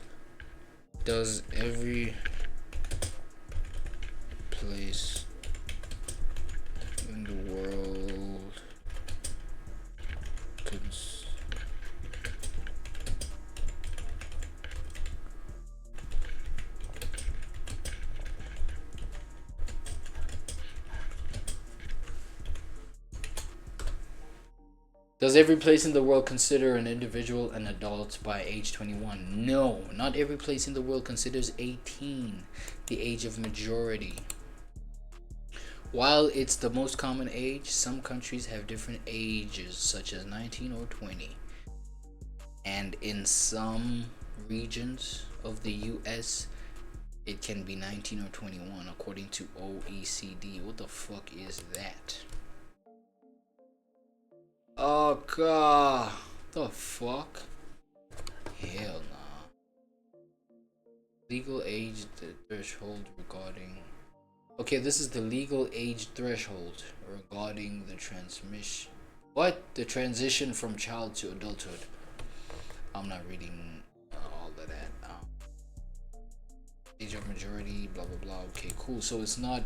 The point is, it's not everywhere in the world where you're considered an adult when you're 18. Okay, so let's say 21. Right? 21. You know what I'm saying? Let me reiterate. You are not, well, you can consider dating anybody consensually, or being sexually involved, dating, blah blah. Anybody from the age of 21. So as long as you're 21, what was the age of that? Poking focus, questioning what a 70-year-old man could possibly have in common with a woman in her early 20s. Early 20s. You're not specifying anything there, buddy. You're just saying early 20s. Early 20s, and I did say, well, even AI, even this AI bitch right here. Okay, I don't know if it's a bitch or a nigga. But even AI thingy right here, right? Right? It's like, wait, let me go to, what tab is this? Okay, that's X. Okay, my bad. No. So, you know what I'm saying? I just wanted to 19 in certain blah blah, 20 in Korea, blah blah, 19 in New Zealand, 20 the US, in some parts of the US, 19 in Alabama, blah blah, 21. So nothing beyond 21 really, right? Nothing older than 21. So early 20s can be from 21. She may have been 20. Chat, she may have been 20. Of which is like, okay, that's a red flag, right? The women of The View roasted Belichick and Hudson's relationship, repeatedly poking fun at their enormous age gap. This girl is hearing wedding bells, but the question is, can he hear them? Damn, I thought this was a man's voice. She's 24 and he's 72. Yes. Well, when they asked her, how old are you? She said, this many. What the fuck? Is it cigarettes that made her voice like that? That's scary. Sonny Hostin speculated that the people would not care as much if the genders were reversed, which is debatable. Demi Moore received negative media coverage when the 40-year-old started dating 25-year-old Ashton Kutcher. However, nothing was said when Jennifer Lopez... Bro, that's what I'm saying. I don't think it's something that needs to be pointed out. These niggas is adults from, you know, the age of 21. It's like, shut the fuck up and mind your own business at that point. Was 41, began dating 24-year-old backup dancer Casper Smart. Madonna, who was aged 61, dated her backup dancer who was 25, a 36-year age gap. But host Joy Behar was not interested in discussing a double standard. She wanted everyone to look at this relationship honestly. The guy is 48. By the time she's 48, he'll be in an urn on a mantle. And rich. She'll be rich. And she'll be rich. All right, then let's not be romantic about it, and let's talk the truth. But maybe here. it is It's romantic. about the cash. Well, we don't know that. And in an odd twist of fate, one person did come to Belichick and Hudson's defense. Jordan's 64-year-old ex-boyfriend and businessman, Joshua L. Zuckerman. He said he met Hudson several years ago after bonding over psychology, philosophy, and nature, and then they became romantic. Which is interesting when you think about it because... What? And this guy looks so old too, bro. So this woman... And in an odd twist of fate, one person did come to Belichick and Hudson's defense. Jordan's 64-year-old ex-boyfriend and businessman. This nigga was this nigga even older? The other guy was like 70-something years old, right? Yo, okay, this nigga was mad young. But like... Joshua L. Zuckerman. He said he met Hudson's... This lady right here is the common denominator. She's just into old niggas. I mean, crackers. TOS, no TOS. She's into just old neighbors. She's into old neighbors. She just wants some old meat.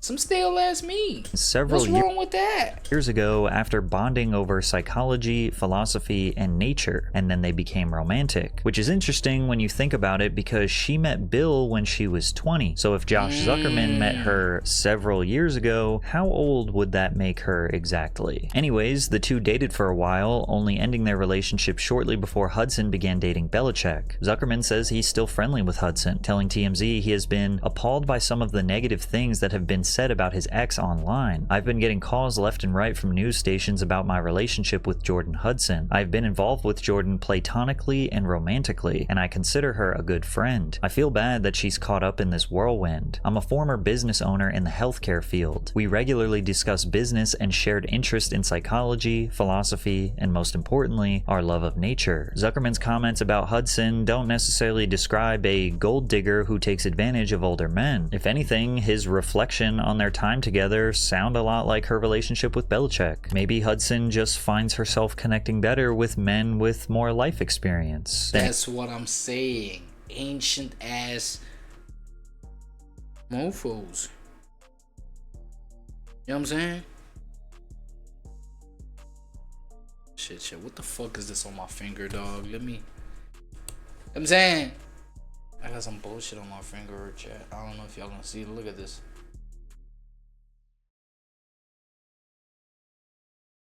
Look at that.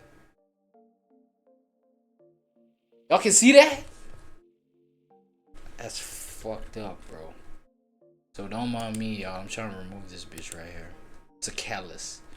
Remember we learned about that word today? And again, other relationships that are similar in nature to this typically see the younger women using intimacy and loyalty as leverage, and using that leverage to get the older and richer man to invest large amounts of money into their lifestyle, education, or career. And it seems like that might be what Jordan Hudson is doing, starting with Bill helping her grow her personal brand. The 72-year-old randomly decided to join Instagram, announcing his decision on the Pat McAfee. Oh, because she influenced her to join she influenced him to join Instagram? Show. His account gained over 85,000 followers in a few hours and currently sits at 457,000. When he made the announcement, he referred to the app as InstaFace, likely confusing Instagram with Facebook. You know, Pat, I can't really believe I'm doing this, but I've joined InstaFace. Nah. This nigga said it with some chest too. He said it with a whole lot of courage and confidence. Look, I feel like, you know what I'm saying, it's easier to take advantage of like old ass niggas. It's easy to take advantage of old people, bro. Old people, you know what I'm saying, they don't got time to be like tapped into like today's type shit. Yo, I think I got it, chat. You know what I'm saying? So old people don't like, you know what I'm saying, they're not tapped into like what happens today. So obviously the shortcuts and things like you know, cracks and holes and gaps in any sort of system, they wouldn't be able to like recognize those because they don't got time. They're not tapped in. Bro, look at this, bro. My bad, I'm gonna carry on with this forward. Look at this. Look at that. Look at that, bro. God damn.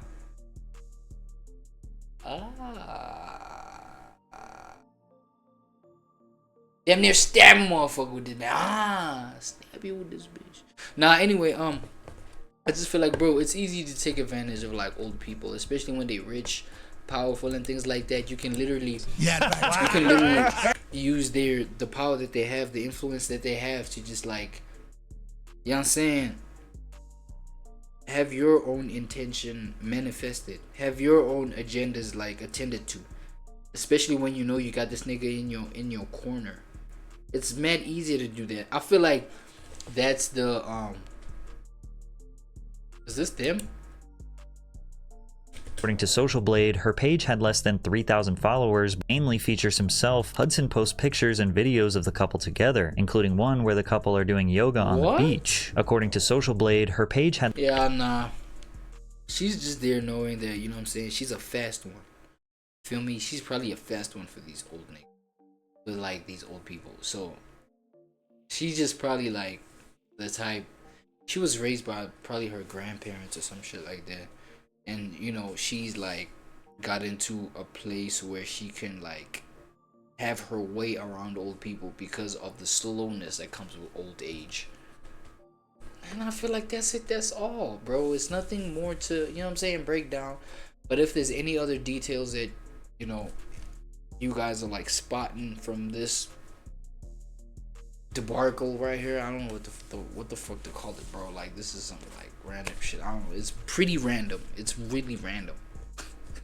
You know what I'm saying? Let me see what the comments are saying. Bill wants a youthful, energetic woman as his GF. He wrote and his GF. I think it's meant to be as his GF. Oh, no. Bill wants a youthful, energetic woman and his GF wants money. So there's that. It's a tale as old as time. Really, bro? Like, this shit is so regular.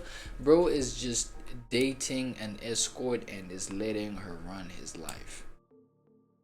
Look, bro, it's either the fact that, look, it's a gooner, a grifter, just an advantage taker, a chance taker that's seeing an old nigga. Fuck, this shit hurts, man. Look how it's chilling now, Chad. Fuck, look at this. Dog, it doesn't want to go nowhere, bro. It's not going nowhere, nigga. Chat, it's not going nowhere. Bro, I feel like I might make myself bleed, bro. Got it. I got it. Ah, is that TOS? Wait, is that violence on screen? Not violence, but is that like, you know what I'm saying? I just hurt myself. No, I didn't. It's not painful, bro. Like, it's a dry ass callus. Check that. It's dry as fuck. Check that. Don't fail me now, camera nigga. And me. Don't fail me, buddy. I don't know if y'all gonna see that. No, it's just a white spot on the thing. But yeah, it's either just a chance taker that just saw an advantage where, well, saw an opportunity, my bad. Saw an opportunity to just, like, you know what I'm saying, just capitalize, bro. Because this nigga may be, you know what I'm saying, old, slow, and may not be seeing things the way I'm seeing it. And therefore, I may just take opportunities, you know what I'm saying, where I could capitalize. This comment says here, she's got a playbook. She's got a playbook. Yeah, well, I feel like that just addresses the fact that she's so young. Journalist, coach, can you explain the age gap in your current relationship? Coach, we're on the Cincinnati. We're on to Cincinnati. I don't know what that means. Even Leonardo DiCaprio is like, chill, bro. Right. Now the point is that it's either the young woman saw an opportunity, because she is an opportunist, or the old man just like needed somebody to depend on because he's so old. He knows his ways. He knows his limits. The limits are super apparent now. You can't like run away from shit. Like, so you need somebody who's energetic, who's, you know what I'm saying, and he was probably so desperate for that kind of energy. Somebody's gonna take care of shit. Somebody's gonna, you know what I'm saying, because the brain is slower the older we get. So it was either one of those two things or both at the same time. Real shit. I'm not even capping. That's literally what I think. Right. Yeah. So AWAD shit, we back on track. So right here, okay, we got a video. Right here we're talking about, you won't believe the secret reason people believe stupid stuff. So there is a secret reason apparently that people believe stupid stuff. And this right here is my boy, the sarcastic skeptic. Sarcastic skeptic, man, what you talking about, my boy? First into this dumpster fire of dumbassery, shall we? Because nothing, and I mean nothing, warms up your brain for a lifetime of believing the most batshit crazy, absolutely insane nonsense like good old religion. It's like a CrossFit boot camp for your mental faculty. So we disproving religion again. Religion is so played out, bro. Y'all care about that shit? Chat, y'all care about that shit? Y'all care about like religion and like the importance and the impact, significance? Y'all fuck with that? Difficulties, except instead of a six-pack, you get a brain full of cosmic horseshit. Type shit. You buy into the idea that some... Let me just get the thumbnail real quick. So right here, okay, now I already exposed the fact that it's skeptic. No, the sarcastic skeptic. Yeah, yeah. He's just talking about the secret reason behind people's beliefs. Yeah, I already said that, but I just, you know what I'm saying, I'm trying to just get this little thumbnail right quick. Ancient dude with a beard built a boat big enough to fit 2 of every animal, including the fucking mosquitoes, Noah. Really? Thanks for that. And after that, your brain's basically a free-for-all for every other form of stupidity out there. But does religion stop at floating zoo-level dumb? Oh no, friends. Religion is the gift that keeps on giving. Once you've swallowed the idea that a virgin gave birth, without even needing Tinder, a guy walked on water because physics can go fuck itself, and another dude brought down an entire army with trumpet solos. Well, congratulations, your brain is officially on clearance for every nonsensical belief in the universe. Let's stroll through the buffet of grade A bullshit religion serves up, shall we? Here's the all-star lineup of 20 premium-grade idiocies. Miracles, psychics, ghosts, Bigfoot, crop circles, faith healers, tarot cards, essential oils, flat earth, end-of-the-world prophecies, vaccine conspiracies, angel sightings, demon possessions, blood moons, palm readings, numerology, astrology, Ouija boards, ley lines, faith-based diets. This is the kind of crap religion tees you up for, people. Once you've swallowed the holy horse shit that Jesus turned water into wine because Mom told him to, yes, folks, even Jesus wasn't immune to a good guilt trip. You're basically primed to believe Becky down the street can heal your chakras with a lavender-scented candle and some positive vibes. Miracles? Hell yeah! You'll see God's face in your burnt toast and think, yep, the Almighty wants... Damn, I realize this nigga is wicked though, bro. Sarcastic skeptic, bro. This nigga must have went through so much in life, bro. This nigga got such a... What the fuck? Why? How are you speaking this way, bro? It's me to switch to gluten-free. Nigga, the title, you won't believe the secret reason people believe stupid stuff. And he goes and, you know what I'm saying, addresses the, you know what I'm saying, the Christianity belief. That's crazy. Now let's talk about psychics. Because once you've bought into the idea that God whispers his divine secrets to prophets, why wouldn't you trust Susan, the woman with a velvet turban in the strip mall, to predict your future using a deck of cards and her cat named Whiskers? Oh, the cards say you're gonna come into some money? Fucking fantastic. You'd have better luck buying scratch-offs and hoping... Bro, I feel like that's all we want to hear when we go, you know what I'm saying, tarot card reading, like consulting. Feel me?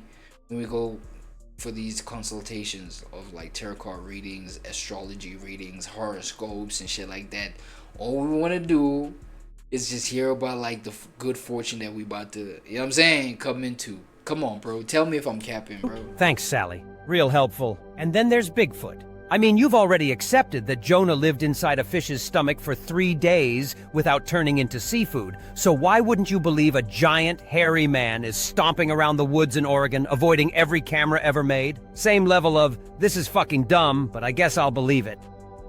Now let's move on to crop circles. Because, of course, aliens didn't come all the way across the galaxy to share advanced technology or cure cancer. Nope. They traveled light years just to dick around in some cornfield in Kansas, making geometric doodles like they're bored teenagers with a geometry set. But since you've already swallowed the story of God sending plagues of frogs and locusts to teach Pharaoh a lesson, aliens playing tic-tac-toe in the Midwest? Sure, makes perfect sense. Oh, and we can't forget the faith healers. Why bother with an actual doctor with medical training when some dude in a shiny suit can scream, "You're healed!" and slap you on the forehead? That's definitely going to fix your scoliosis. Bro, do you think Jesus was one of those people that just came on earth, was so fucking just incredibly talented? They would compare him to maybe an individual that would be as impactful as who's that guy's name again? What the fuck that guy name again, bro?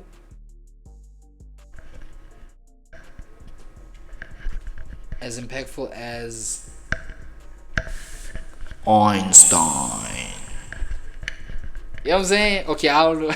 I don't know why that name fucking took so long to come to me. But do you think he was one of those human being phenomenons that lived and they was just, people was just confused? He was just probably super genius, like in his ways and in his, you know what I'm saying? Where they were like, nah, this kid is so fucking different, man. It's like he could like do all these things. He could tap into, you know what I'm saying, the parts of human nature that nobody else could and only wish that they could. You feel me? Maybe that was that, and then obviously there was no like medical diagnoses, medical terms, and blah blah blah, because you know, advancement, technological advancement was not at the point where it is right now, or at the time when they even discovered Einstein. You know what I'm saying? Because the whole diagnoses that this nigga Einstein was a genius was, you know what I'm saying, because of medical advancement at the time. So, but you know, at the time of Jesus, which was way before Einstein, they couldn't even do that because the technology was not at the state or at the mode or at the state status where, you know what I'm saying, it is right at the time where Einstein lived. So he was probably just a classic case of just like genius kid. You know what I'm saying? Genius to a point where the rest of society just couldn't understand this nigga, this neighbor. You feel me? On some shit though. And then, you know what I'm saying, all they had was the meaning that they could put to the events of life. You know, their limited meaning based off of their limited language. You know what I'm saying? And that's the only way that they could come up with like why this nigga is the way he is. I'm just like, you know what I'm saying, it's just a thought. I'm sure your spine just magically popped back into place the second his sweaty hand made contact. Don't forget to drop a fat check in the donation bucket on your way out, because apparently God's got a fucking mortgage to pay off in heaven. My God. And let's not skip over the mystical wonders of tarot. Please stop cussing, my boy. I'm working on my own shit. You know what I'm saying? The conviction is heavy on me. Please just like help me out. I'm trying to get paid on these platforms, bro. Please, bro. Card came up. Better cancel my vacation and update my will. This tarot card type shit. But of course, when you've already been trained to believe that God talks through burning bushes, why wouldn't you trust some spooky cards to tell you your fate? Type shit though. Type shit though. You see, okay, this is just my final thing because I feel like I got the point of this video. This is just my final thought, and I'll just do it through the thumbnail view. So I feel like, you know what I'm saying, as I you know what I'm saying, as I shared my last thought, you know what I'm saying, maybe we just come from a time when relying on our human nature was just the only thing that we had, right? Information was not that easily accessible to the human experience, like information that is not part of information that is just attached to your environment, right? Because that's the only kind of information you had access to at the time, especially, you know what I'm saying, the fact that you had no other source that could bring you information that is beyond your environment, you know what I'm saying, in front of you. Feel me? So obviously it was like, now we had to put certain meaning, we had to try and trust in our own interpretation of things, our own interpretation of reality, and have that inform our decisions moving forward. Right, so this is just all it is. And this nigga, I don't know if this nigga just went through a whole bunch of shit in life that just had him so bitter, bro. This nigga just be cussing out religion. It's clear that my nigga, my boy sarcastic, skeptic, doesn't fuck with religion, so you know what I'm saying? And I feel like that was the whole function of religion. It's just to help us put deeper meaning in life and things like that. It's no reason to there's really no reason to insult what people choose to believe so that their life can make sense, right? Yeah, it's just what it is on that. I ain't even gonna lie. You feel me? So oh shit. So right here, I remember just like sharing with y'all like how I think how it's made program, right, on television is just like impactful in terms of informing me how different shit is made. I was really, I'm a curious mind. I'm not gonna lie. I'm curious, inquisitive, all that kind of shit. So these kind of programs are just like interesting for me. I'm not gonna lie. Let me so much subscribe and like this thing, even though I don't know what the fuck it's about, because this channel right here is the history of simple things, and that's all we're here for. Just to master the simple things, because if you take things back to their basics, you're gonna realize how simple life is. And you know what I'm saying, it's just a matter of mastering the toughness of the simplicity. You know what I'm saying? It's not easy. It's not easy. It's simple. There's a difference. Trust me. Black pepper. Something so ordinary, it's easy to forget just how extraordinary it really is. Black pepper. You probably use it every day. A twist of the grinder, a sprinkle on your eggs, and that's it. But have you ever stopped to wonder, where does black pepper actually come from? How does this little black ball go from plant to plate? Well, buckle up, because today we're going on a black pepper comes from plants journey through spice farms, sun-drenched fields, and steamy drying rooms to uncover how black pepper is really made, right here on History of Simple Things.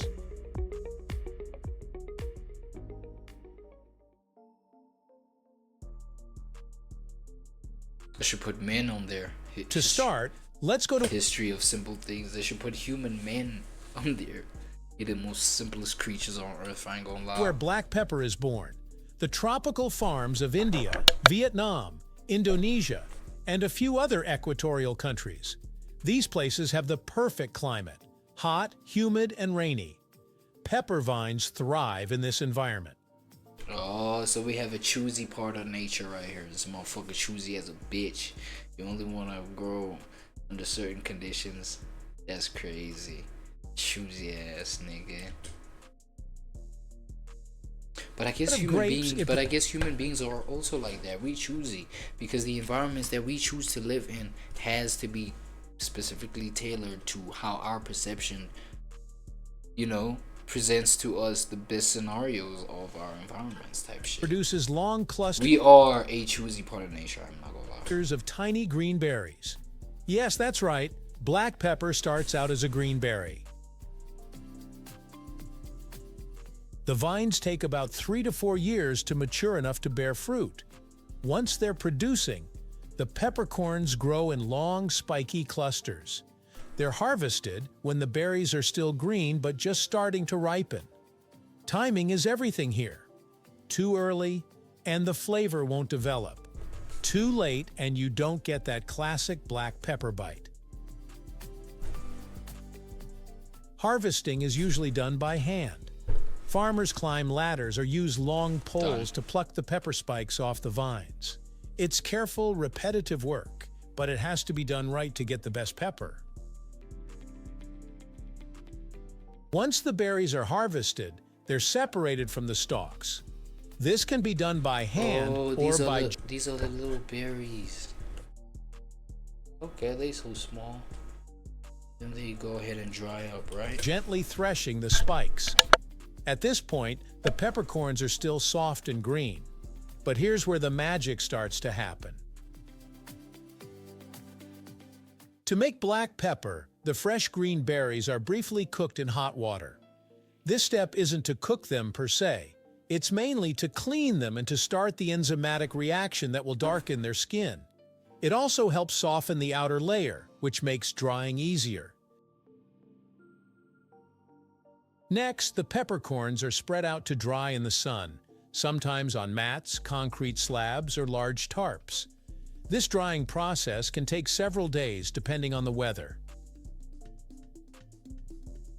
As they dry, the outer skin shrivels and darkens.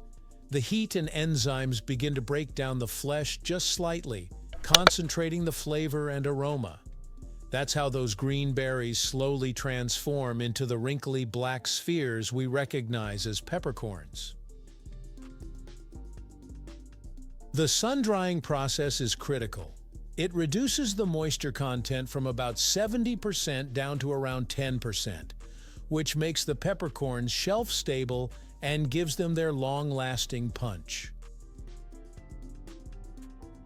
Once dried, the peppercorns are sorted by size and quality. Higher-grade peppercorns are larger, darker, and more uniform. These are the ones that usually get sold whole or end up in premium grinders. Lower grades might be used for pre-ground pepper, or even processed into pepper oil or oleoresin. Ingredients that show up in processed foods, snacks, and even perfumes. You'd be surprised how much of your everyday food has pepper extract in it. From here, the peppercorns are bagged up and either sold locally or exported around the world. Vietnam, for example, is one of the largest exporters of black pepper globally. Tons and tons of pepper leave their ports each year, heading for supermarkets, spice companies, and restaurants everywhere. Some pepper is sold whole, some is ground, and in recent years, gourmet pepper varieties like Telecherry or Malabar have gained popularity for their bolder flavors and bigger berries. Back in your kitchen, what you probably have is whole black peppercorns in a grinder or a jar of pre-ground pepper. Whole peppercorns keep their flavor much longer. That punchy, earthy aroma you get when you twist the grinder, that's the volatile oils being released from the crushed outer shell.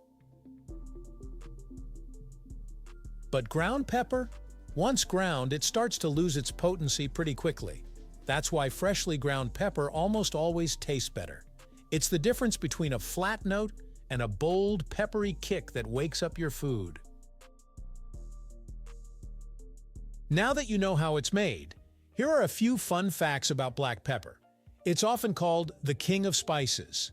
In ancient times, it was so valuable it was used as currency. The Romans used it in almost every dish, even some desserts. During the Middle Ages... Whoa, so you telling me black pepper was this fucking valuable? They used it as goddamn currency, bro? Oh, because you know, like, once you get the currency standard, bro, it's like, you know what I'm saying, you got the gold standard, because you know what I'm saying, gold was the top, or yeah, highest form of currency used before, you know what I'm saying, it was decided that money got the, you know what I'm saying, before it was decided that money was God, nigga. You feel me?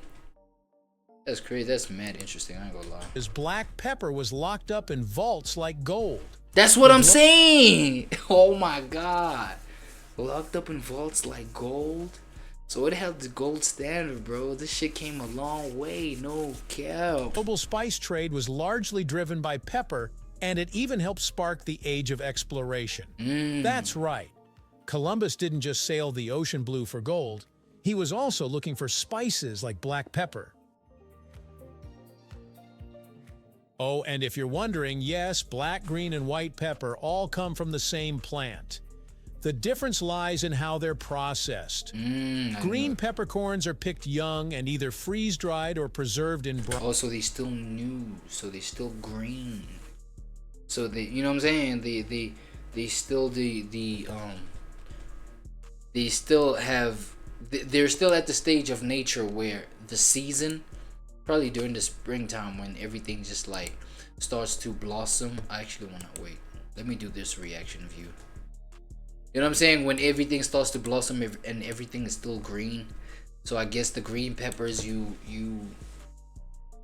kind of, these don't look too green. But I feel like, yeah, that's when they start. Oh yeah, no, they are green. My bad. Fuck. I think I'm colorblind. It's the glasses, y'all. My bad. Yeah, so I guess those are just processed like immediately after the springtime has begun. And after, you know what I'm saying, the plants have like just like started to sprout and shit like that. Everything's still freshly green and things like that, right? Brine. Black pepper is picked just before full ripeness and sun-dried. White pepper is fully ripened, then soaked to remove the outer skin, leaving just the inner seed. Each one has a different flavor profile. Black is bold and spicy. Green is fresher and more herbal. White It's got a mustier, earthier punch. Musty? You have to describe it like that, dog. Or do you mean musty in the form of it just has a unique smell? Cause you know when you say musty, bro, you just think of the human body odor. It's crazy. It's crazy. I guess it's how the human mind is developed, bro. When we think musty, it's like, come on, bro. I'm not lying. I'm not capping. You think the same way. Jeez. So the next time you twist that grinder, consider the path those tiny black peppercorns have taken.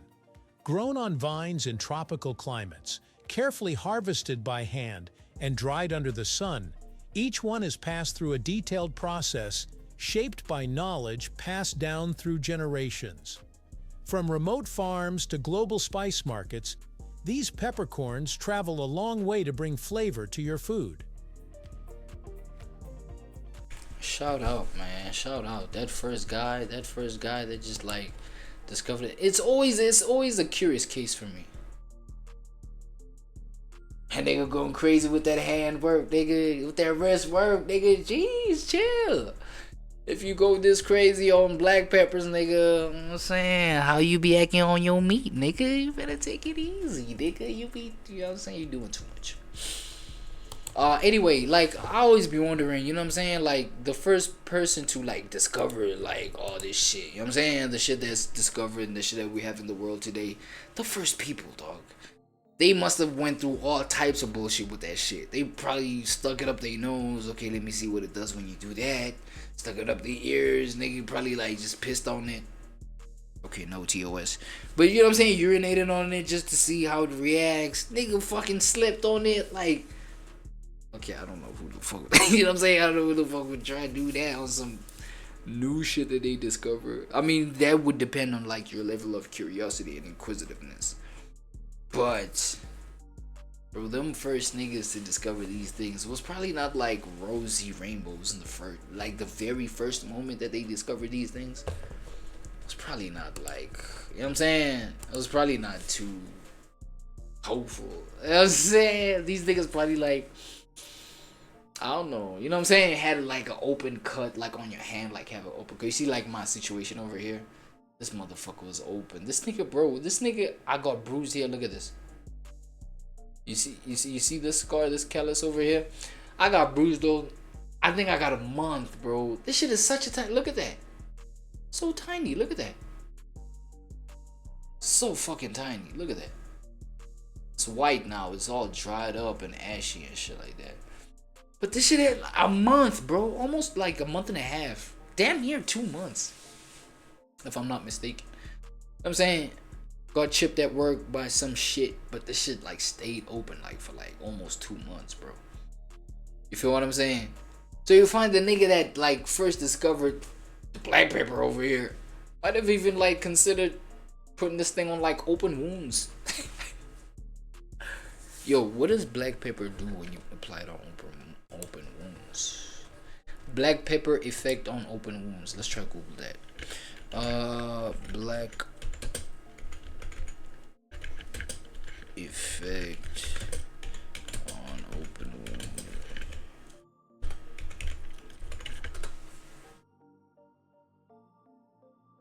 Does black pepper heal wounds? Black pepper is a good source of manganese, bro. I'm not looking for that, bro. Let me see this first one. Many readers report that a cut in the kitchen responds quickly to putting ground pepper. It responds quickly. So is that a good or bad response? A deep cut needs pressure and medical attention. Not no black pepper. I think that right there just like fucking clarifies a lot. Fact check. What is this? Can black pepper be used for minor cuts and bruises? Let's see. Pinterest said black pepper claims that black pepper can be used for minor cuts and bruises. For real? Black pepper, one of the most ancient and prolifically traded of spices, having been employed for culinary and medical use, such as for colds, nasal congestion, diarrhea, and anemia. Okay, improve blood circulation, heart and tonic. Okay, I guess it's beneficial according to this site, this blogger, whatever. Okay, so I guess it does have healing benefits, but you know what I'm saying? Like at that point, you just like trying anything, bro. You just freestyling the experience. So I wouldn't even blame you, big dog. You feel me? So black pepper, man. Viva la black pepper. Viva la black pepper. Did I just discover a fucking expression? Foreign language expression. Big dog. Okay. Now I heard something interesting, right? I heard something really interesting about my dad, bro. So my dad, Sean G. I don't know if any of y'all are familiar with my dad, Sean G. He recently blew up, right? So he recently just got his stripes. He recently just got tapped into the fact that he is a YouTube sensation now because of the whole Sean Combs' dad's case, right? So my dad been going crazy. Well, I found out about him. I found out about his existence like through Sean Combs' dad's case, and you know what I'm saying. I found out I had a dad in that. Like, it's really crazy. It's deep. It's pretty emotional. I'm not gonna lie. So Sean G, I don't want to get into that whole spiel of things, right? But his name is Sean G. Shout out to my brother, young Sean G, Sean G Jr. You know, shout out to my family, bro. I really want to get shit together with the gun bees. I'm a proud gun bee, bro. Virtually, I'm a proud virtual gun bee. I'm a virtual gun bee. A virtual one. I don't know nothing about this virtual family shape up thing, man. Y'all will catch on though. But yeah, my dad has been in the spiel with Gene Deal fighting. You know what I'm saying? With my dad, you know, the podcast with Soul. And apparently Sean G won't win. That's the perception. I mean, apparently Gene Deal won't win. My bad, Dad. You know I'm in your corner, bro. Like, I'm biased, like, whatever happens, bro. Like, I'm on my dad's corner and shit like that. So let me just get a proper thing for, like, a thumbnail, because this old lady right here is not helping. I'm not gonna lie. Sean G, my dad, you feel me, is in a public spiel with... Does he have young Sean? Does he have my little brother on a live today? I don't know. Let me see if I can get a better thumbnail. Gene Deal. Sean G, Gene Deal. Okay, cool. See that thumbnail there? What that should do? Let me see how that shit. Let me see how it's displayed on my stream manager. Okay, no, that's cool. Yeah, that's cool. It's my dad versus Gene Deal. And it's a random white lady on YouTube. No, it's not a random white lady. She got a name and a channel and everything like that. Let me not be disrespectful. This is Sister. This is right here is Sister Cerise. Carries. I don't know. My bad. I'm so sorry, sister. But yeah, I see you covering a story concerning my dad. So let's see what you got to say about that versus Gene Deal. Deal attacking. Hey guys, welcome back. Sister Cerise here. What is Cerise? I got that one. Gene Deal? I deserve some pussy as a result. Attacking vloggers for. Today we're going to talk about the podcast with Soul, Sean G, and Gene Deal.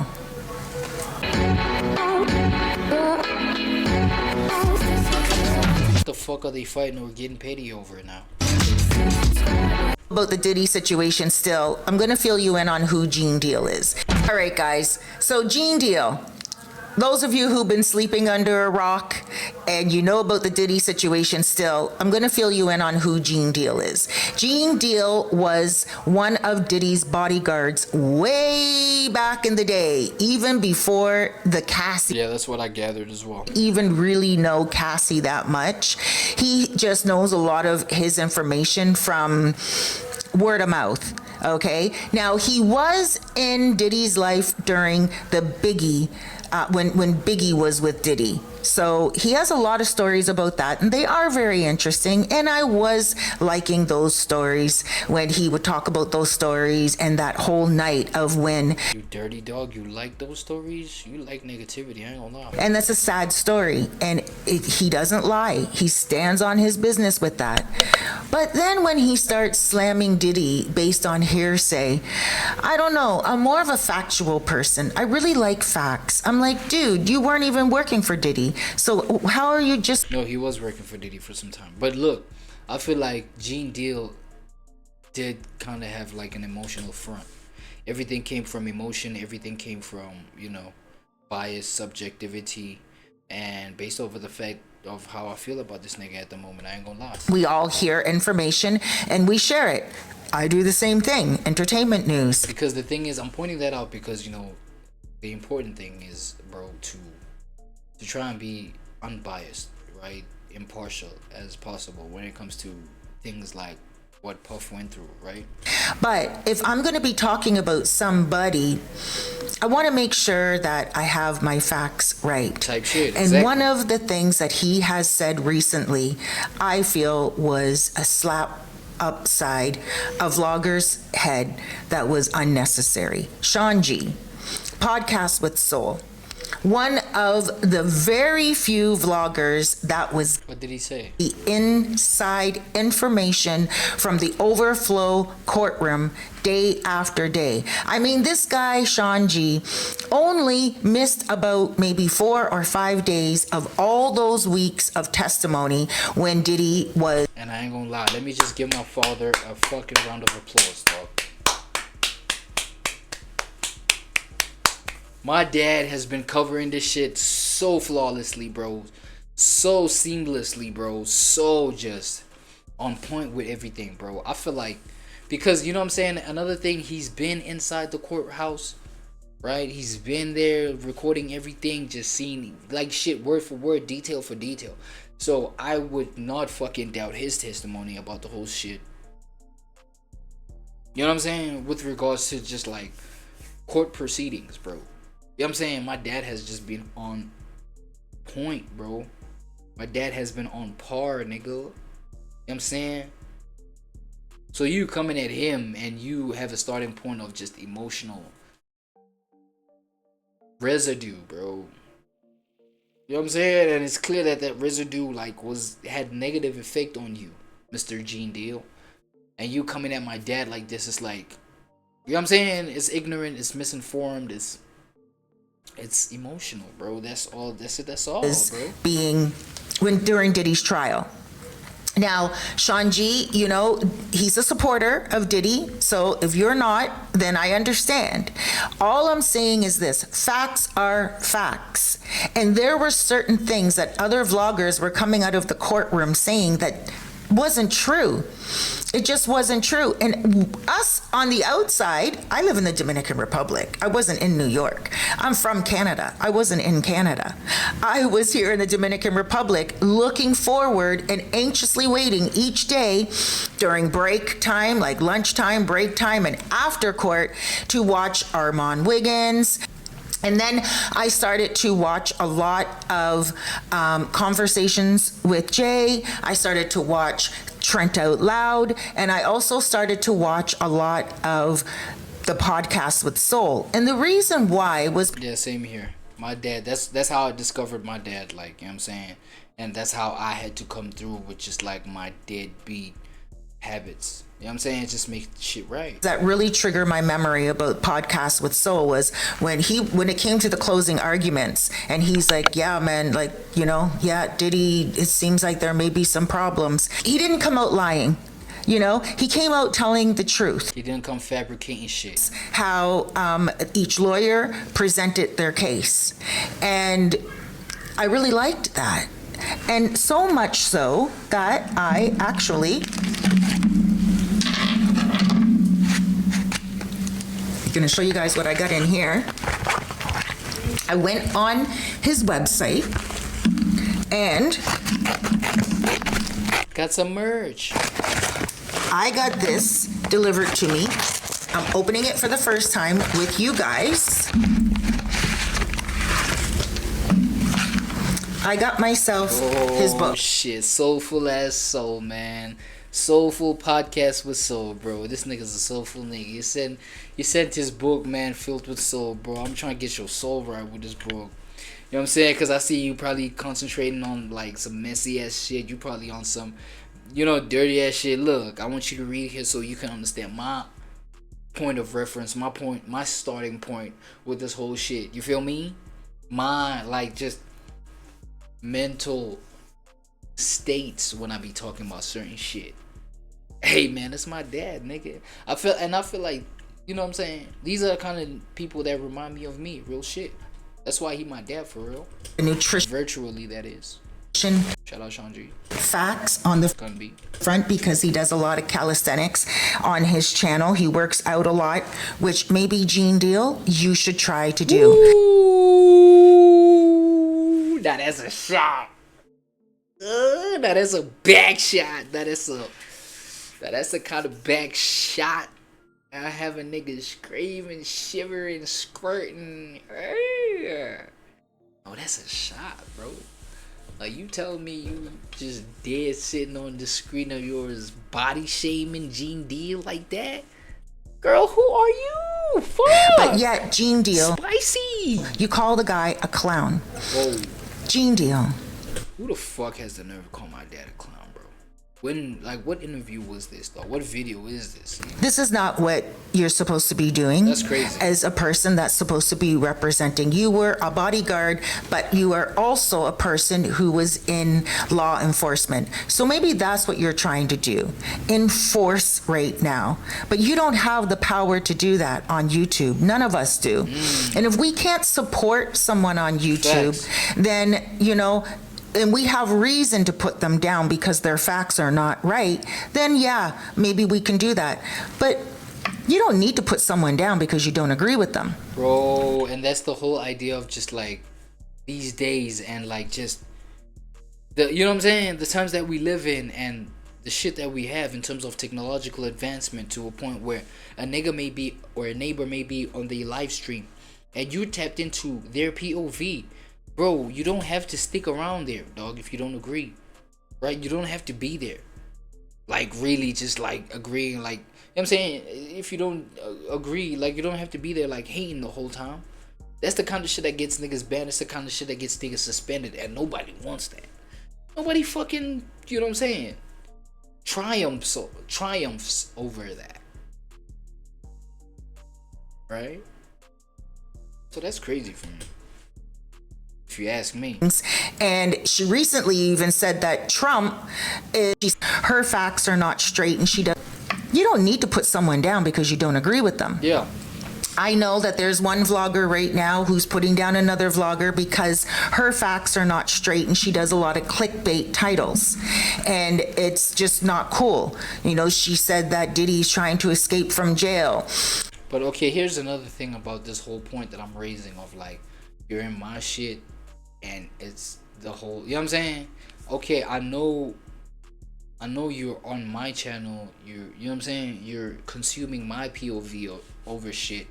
And it's me, and if you don't agree with that, please go to the next channel. Or there's even a unsubscribe, unlike or hate button on the thing, so you can just leave that and go about your way. You don't have to constantly make me feel ass about myself just because you don't agree with me on some shit, right? There's that. But yes, I do see the importance of, because you know what I'm saying, the reality of that just solidifies that, right? Bro, you're on my shit, bro. If you don't like it, get to something else. But then there's also the concept of false news. You don't want to be the perpetuator of fake news, because that, like, it kind of exposes your intention, your heart, your, you know what I'm saying, your disingenuousness over certain things. So, you know what I'm saying? It's a fine line. It's a fine line. It's a fine line. You don't just do that just to be narcissistic. You don't just like take your own autonomy just to be narcissistic. Just because you have your own channels. You know what I'm saying? Now you know what I'm saying, false newsing it out. You're trash talking it out over other people. You know what I'm saying? So with more power comes more responsibility. And that's the reason why I told you, man, that first Peter Parker, that first Spider-Man, because that's where I got that saying from. That's where I heard it from first. You know what I'm saying? More power comes, with great power comes great responsibility. And this is that whole type of shit, dog. You have the autonomy, you have the power, but you still have the responsibility to act right. You still have the responsibility to not perpetuate fake news and, you know, all kind of problematic shit like that, because of the fact that you got this platform type shit, right? Don't want your information to come out. You don't want to be that person on YouTube that just makes views because you're putting down other people, man. That's what I'm saying. So respected before the Diddy trial, because you were giving real information about Biggie. But I'm going to tell you something right now. Even Diddy has been released from having any dealings with the Tupac situation. Okay, so they're clearing Diddy's name slowly. You know, Keefe D is in jail right now, and Diddy's name was being spoken about to have to give some type of testimony of some kind, but they have cleared his name and he no longer has to.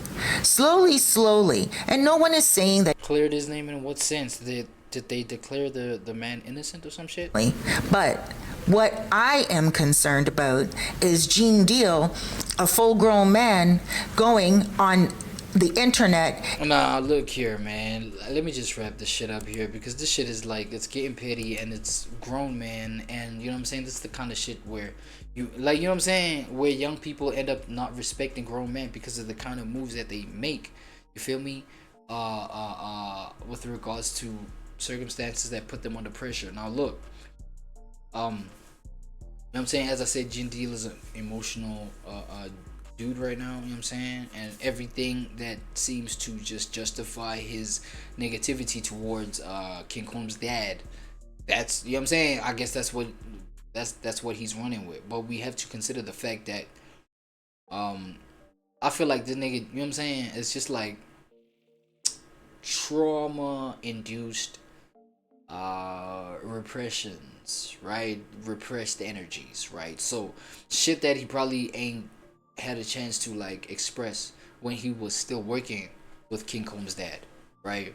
Shit that he ain't had to express, shit that he ain't had a chance, or shit that he just felt, you know what I'm saying, was worthy of just bringing up. But I don't know, just the world, the universe, God just didn't allow that to happen at the time, right? For whatever reason. So that's all we seeing, bro. I feel like that's like the whole thing, and it really, you know what I'm saying, it really presents itself as an opportunity to, you know what I'm saying, get your heart out there concerning this man. Get your, you know what I'm saying, your opinions, your POV out there concerning this man.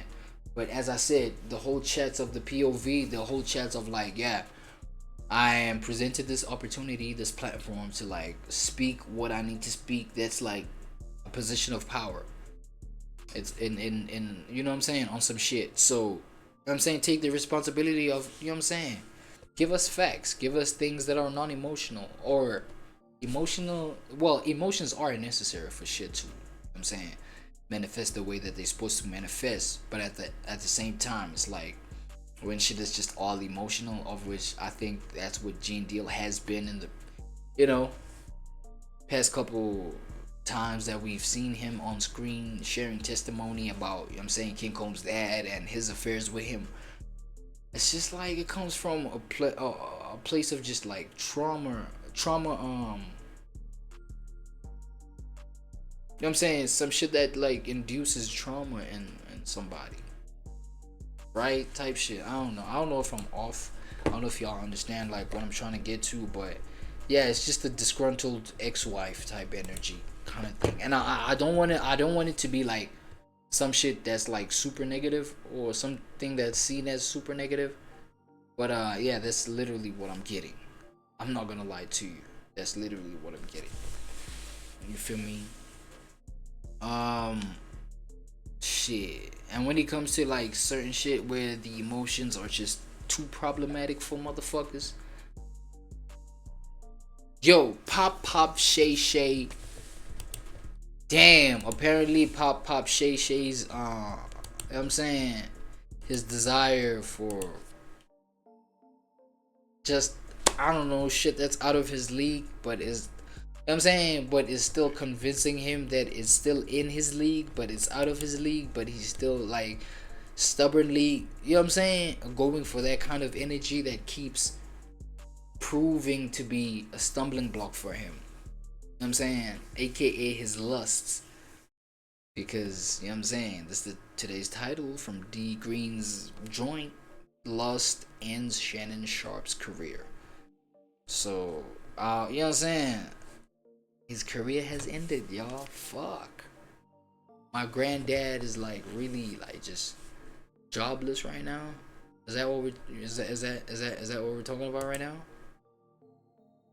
Shannon Sharpe expected to sign $100 million plus podcast deal has now went down the drain, ladies and gentlemen. It's crazy. It's crazy. It's crazy. And D Green has covered it, y'all. 15 hours ago. Let's see what it's hitting on. Previously on and clap snow bunnies. Ow! We all remember what happened on Instagram Live last year. Exactly, bro. After it was just announced that atrocious work. Shannon Sharpe is signing a $100 million podcast deal. Some random OF demon accused Shannon Sharpe of that's bad. Yella was 19 years old. Shout out to D Green with this, man. Hey. No! ESPN has fired Shannon. Look how tight that nigga. Look how tight that nigga is, man. Now it is no secret why Uncle Shay Shay got fired, bro. We already seen what happened in part 1. And just 2 weeks ago, he reached a settlement in the lawsuit with the OF Snow Bunny. No!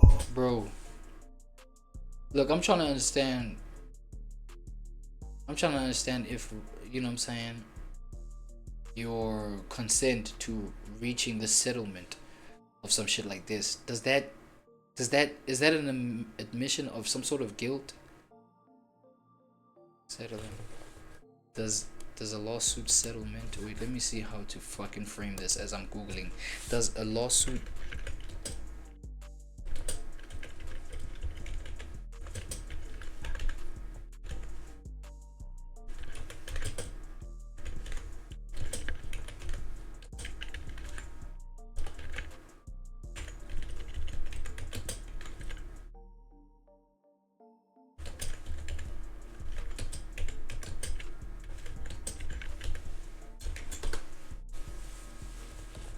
No, a lawsuit does not in itself prove any. A lawsuit settlement does not any admission of guilt. Settlements are agreements reached between parties to resolve dispute, often to avoid the time, cost, and uncertain. Okay. Let me see further information right here. Settlements as compromise. Settling a lawsuit is a way for parties to find a mutually acceptable resolution without a form of. But why do I gotta give you money for us to reach an understanding where we don't have to go through the extra shit of like the law, the court processes and shit like that? Like, why do I have to give you money? Do settlements necessarily mean? Do settlements Do legal settlements. Let me do that. Do legal settlements. Wait, what the fuck did I want to ask? Do legal settlements. Oh, prove. Okay, they don't prove guilt. They don't prove the guilt. Oh, do legal settlements have to be financial? Do legal settlements to be do legal settlements have to reach a financial verdict, financial outcome, bro? Does it have to be finances? No, legal settlements do not always require financial outcome. While financial settlements are common, especially in disputes involving monetary claims, settlements can also involve non-financial resolutions. These could include agreements on how to handle future interactions. It didn't have to be money. It didn't have to be money. So did he settle through financial means? Shannon Sharpe, your time has come. There's no way out of this one. You're done. You ruined your career over like a 19 or 20-year-old OF snow bunny? Why?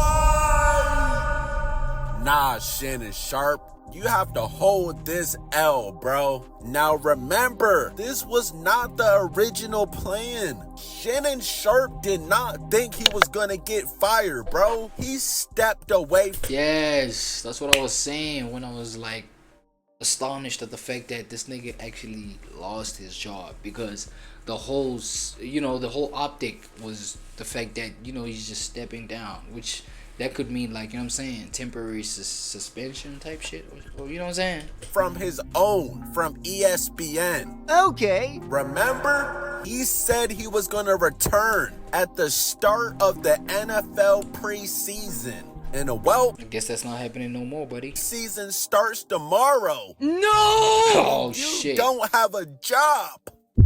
Now keep in mind, Shannon Sharpe reached a settlement with this snow bunny. That does not mean that he beat the case. That just means that they came to a mutual agreement and the case was dropped. Remember, this. But was the settlement, the agreement, financial? $50 million. What? It was? Agreement and the case was dropped. Remember, this snow bunny was asking for 50. Oh my gosh, she was asking for money.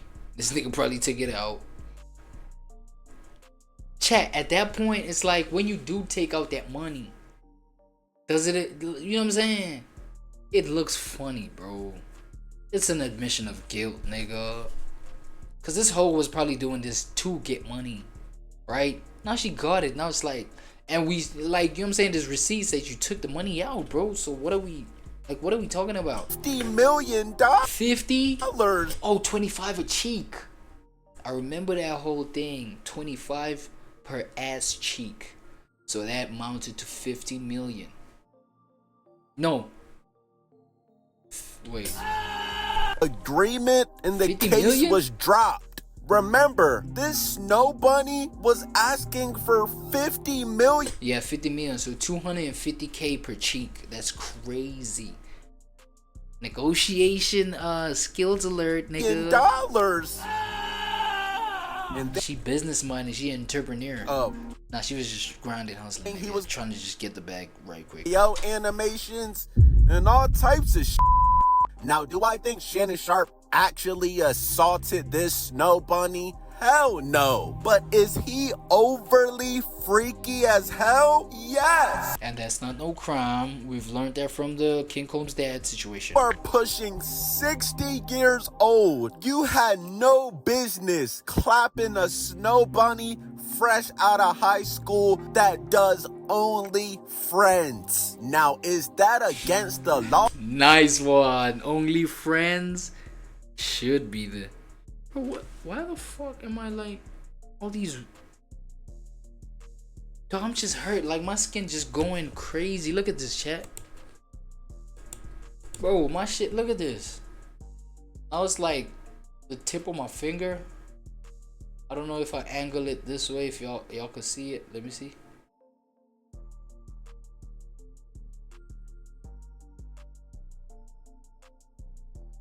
I don't know if you can see the little skin sticking out right there.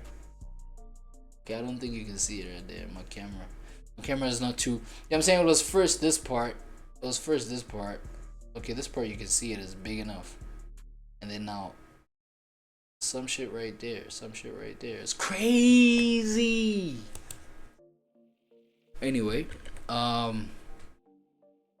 yeah. Oh no. But this obviously put you in a sticky situation. Very sticky. This just shows you that being overly horny gets you nowhere in life. Type shit. Shannon Sharp, you're 60. Start a family. Whoa. That shit is not cool anymore, bro.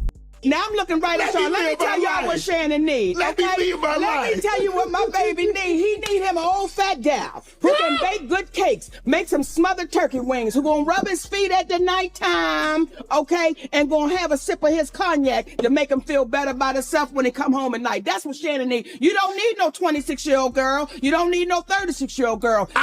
This is your auntie talking to you. Take your ass and this was facts. And Shannon, bro, I feel like Shannon was probably one of them old niggas that like lacked a older motherly figure to like put him in check, because you know what I'm saying, he's overly horny because he did not, you know what I'm saying, I don't know if he was tapped into like just the female anatomy to a point, not just anatomy but just the female chemistry and, you know, just setup, bro, of, you know, when we talk about the human nature, where it's like an experienced older female should put you on game and tell you, bro, I think what is in your head is not aligned with reality in terms of how to satisfy your horniness, right? That's my whole spiel about it. That's my whole like theory about this whole thing. Settlement with this random bopper. Bro, with the green thing under her eyes, what the fuck, is she Irish? Random ass bopper. That's, yeah, it's facts.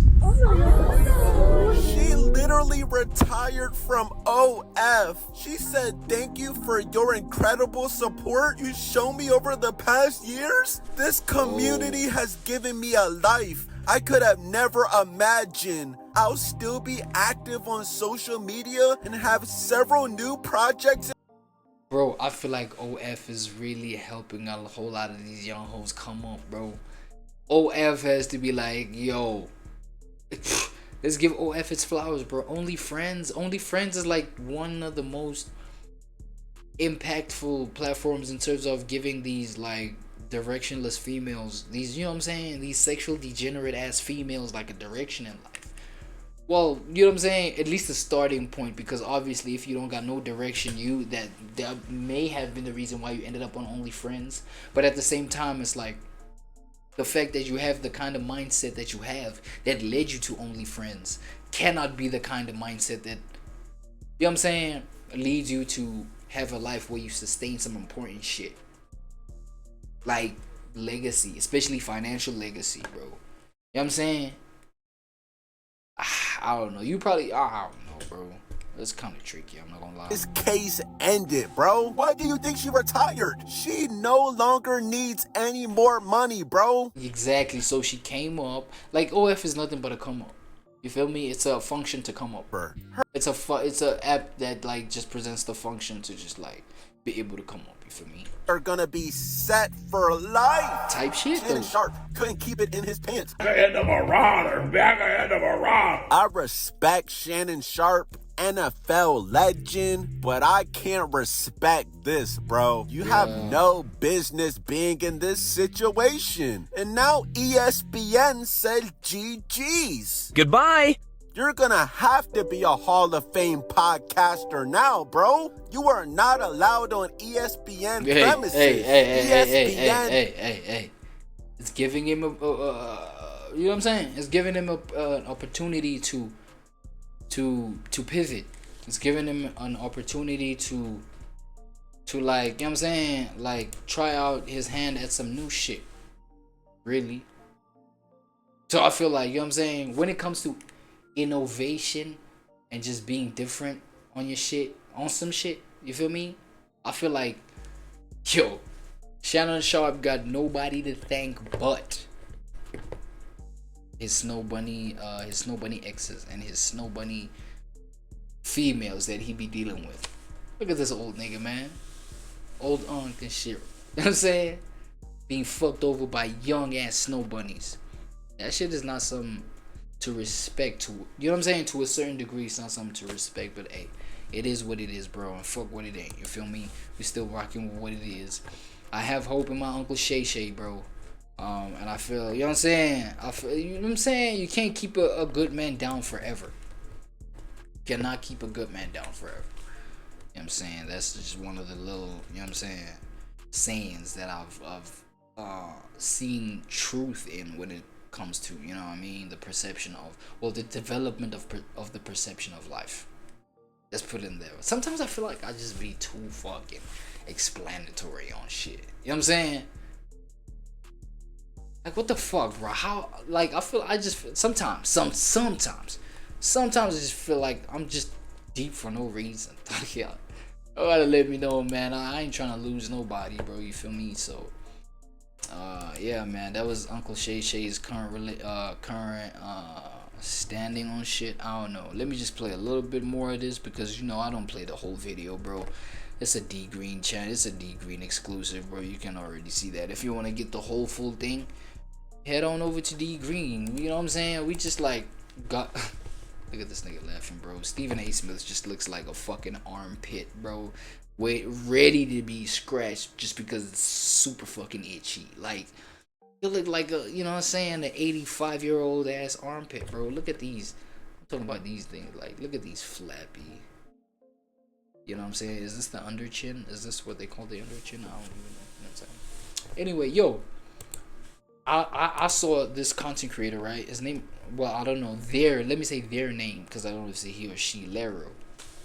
I just saw a hilarious ass video, bro, where this nigga or female, I don't fucking know what the fuck going on here. But you know what I'm saying? They be illustrating real life, you know, scenarios like a Kai Cenat, literally just like retell maybe a story, a real life story that maybe a Kai Cenat has shared, and, you know, recreate the whole scenario by illustrating the shit through animation, right? And his own like POV of how the real life situation played out, considering the fact that, you know what I'm saying, this happened, this is how I'm illustrating it, type shit. You know what I'm saying? I feel like that's genius. So I just wanted to play a little bit of that, you know what I'm saying, so that y'all are at least aware of this, of homie's channel or girl's channel or their channel, right? You know what I'm saying? Shout out to LGBT for complicating a whole lot of shit. But you know what I'm saying, we don't discriminate, we love all y'all. So I'm just gonna give this one a like. This one right here is called Kai Cenat's Reaction. We listen but don't judge, animated. So I guess, you know what I'm saying, it's a little Kai Cenat illustration or some shit. Let me just view his page, just so that, you know what I'm saying, for, you know what I'm saying, thumbnail purposes, feel me?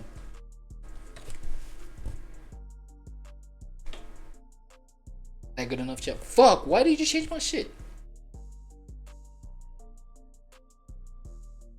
I guess that's good enough for a thumbnail, chat. So I'll just go ahead and change my scene right here. I will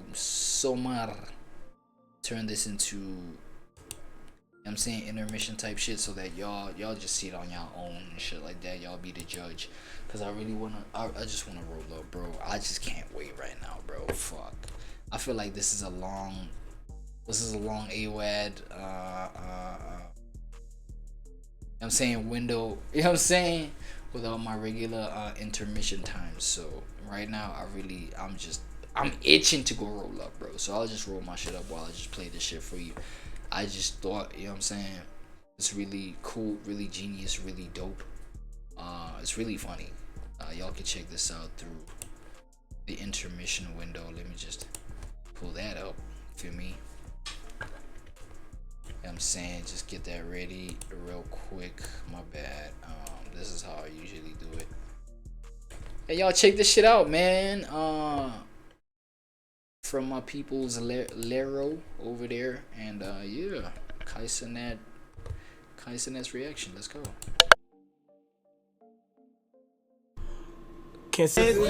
Okay, let me scan what's going on right now. Can somebody answer why the fuck am I sitting on Phantom's lap? Why the fuck does Davis have a BBL? Why the fuck does Duke look like the Joker with a crop top? Yo. Why the fuck does Chris look like the wait. I feel like homie right here. Does Agent look like my nutsack? Yo, like, bro, this nigga said Agent look like his nutsack. Right? Like, it's not. This, y'all don't think. Nah, wait. Everybody knows. I first of all just want to address the fact that how messy this nigga is. This nigga might be a messy motherfucker. Nigga, Davis got a BBL. Davis got a goddamn BBL. Nah, nigga. What? No. That's not me. That's Davis. Gents, let me just move myself right here. You know what I'm saying? Cause yo, Davis got a BBL. Look at that, y'all. Look at this. This is different than Davis, bro. This cannot be Chris. You know what I'm saying? This nigga right here next to Duke. Look at that.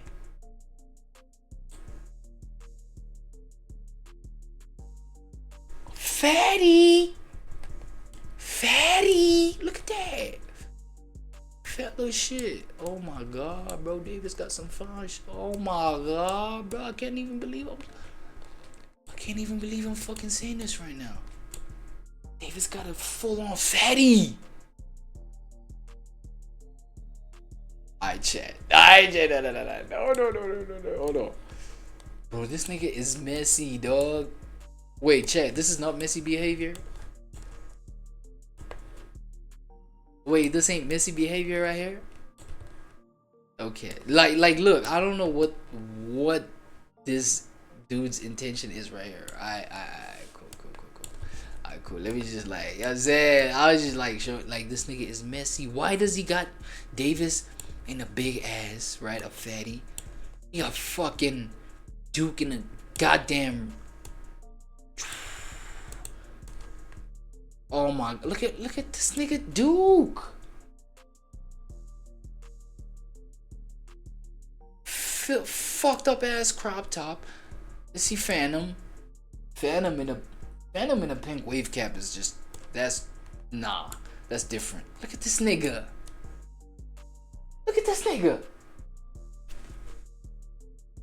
I don't know what kind of head that is. My nigga Chris. This nigga too dirty, bro.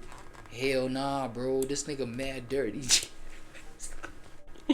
This nigga so dirty, bro. Listen to how Kai perceives this whole shit, bro. This is crazy. Okay, why the fuck does Davis have a BBL? That's what I'm saying. When this nigga got a BBL, bro. Curves and everything. Why the f does Duke look like the Joker with a crop top? Shit. Why the f does Chris look like a milk dud? Damn. And why the f does Agent look like my nutsack? Hold on. Wait. Chat. New information alert. I cannot fucking. What does this nigga Kai just say? He said his ball sack looks like this.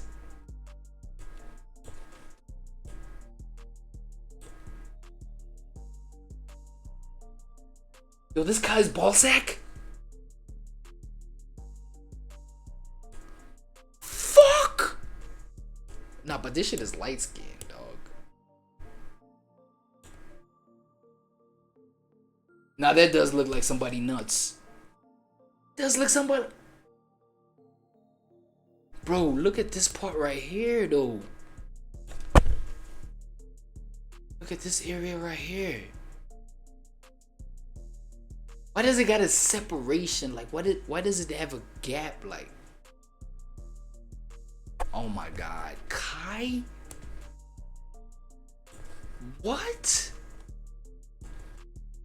Nigga, this what your girl be eating on? That kind of shit right there? Yo, nah. No, this is too messy. Nah, my bad, yo. No, but he did say it looks like his ball sack. Why you had to say it looks like your ball sack, nigga? You like, fucked up your own self. Y'all don't view me like this, right? Like, it's not. Y'all don't think. No, I never thought it until you just pointed it out. You just pointed out the fact that it's your ball sack, nigga. What? This is me. Everybody knows. I take a lot of drugs. Okay, sometimes it's just nice. Nah, they did my boy Phantom dirty, bro. Nah, fuck all that, bro. Nah, bro, they made my boy look retarded, bro. Fuck out of here, bro. Actually, nah, I'm out of here, bro. Nah, fuck all that, bro. Yeah, nah, y'all can get this. Fuck this, bro. On Phantom, though, bro, I don't want nothing to do. Like, I don't like. Man, I killed by Phantom, bro. That's my little cousin, bro. Nah, bro, that's my little cousin, bro. I don't even give a fuck at this point, nigga. Virtual family shape up, bitch. I don't even give a fuck. Nah, I'm out of here, bro. Lero, nigga. Nah, you something else, bro. I'm not gonna fucking lie to you. Anyway, bro. Fuck. I'm just gonna go ahead, bro. These niggas got me tight. Let me go ahead and leave y'all, bro. I'ma leave y'all with this. Y'all gonna decide if y'all, you know what I'm saying, y'all entertained by it or not, or y'all gonna leave it alone or whatever. But anyway, good night. AWAD 20, bitch. Let's go. Stop being an AMP editor because I had to take a relationship serious at the time. But then a week later, we were not a thing, so I quit for no reason. My Shayla. My Shayla. How we listen, but we don't judge. Before I got my gun, I used to play. See, this is why y'all. This is what the. Why do I look like this? This is why you can't tell shit, bro. Like that ass, bro. Like why the y'all got me the big T-shirt on, bro? Shayla. My Shayla. How we listen, but we don't judge. Before I got my gun, I used to play with Duke's gun. No way. Like a mirror. Now we listen, but we don't judge. Well, whenever I be like walking by and seeing y'all like with a big T-shirt and no drawers on, I just look the other way now instead of telling everybody. But we. I caught 2 strays. Don't judge. Well, whenever I be like walking by and seeing y'all like with a big T-shirt and no drawers on, I just look the other way now instead of telling. There's no way. There's no way. He just keeps going on.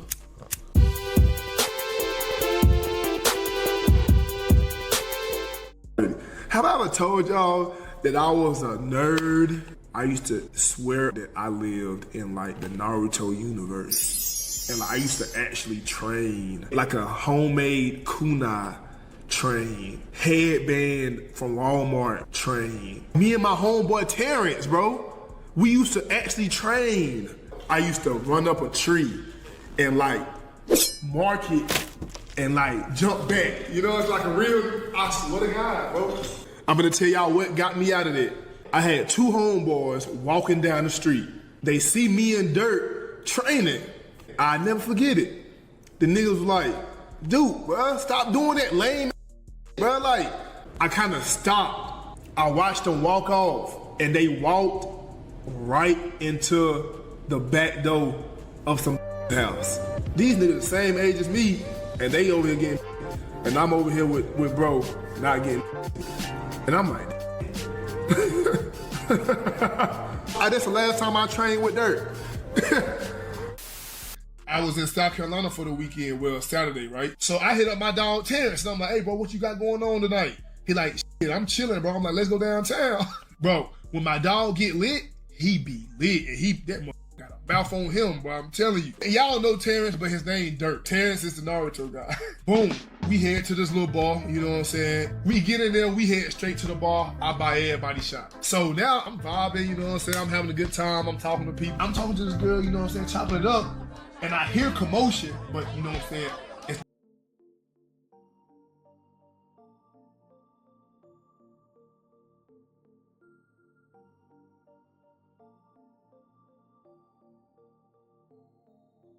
Have I ever told y'all that I was... I had a lot of itching issues.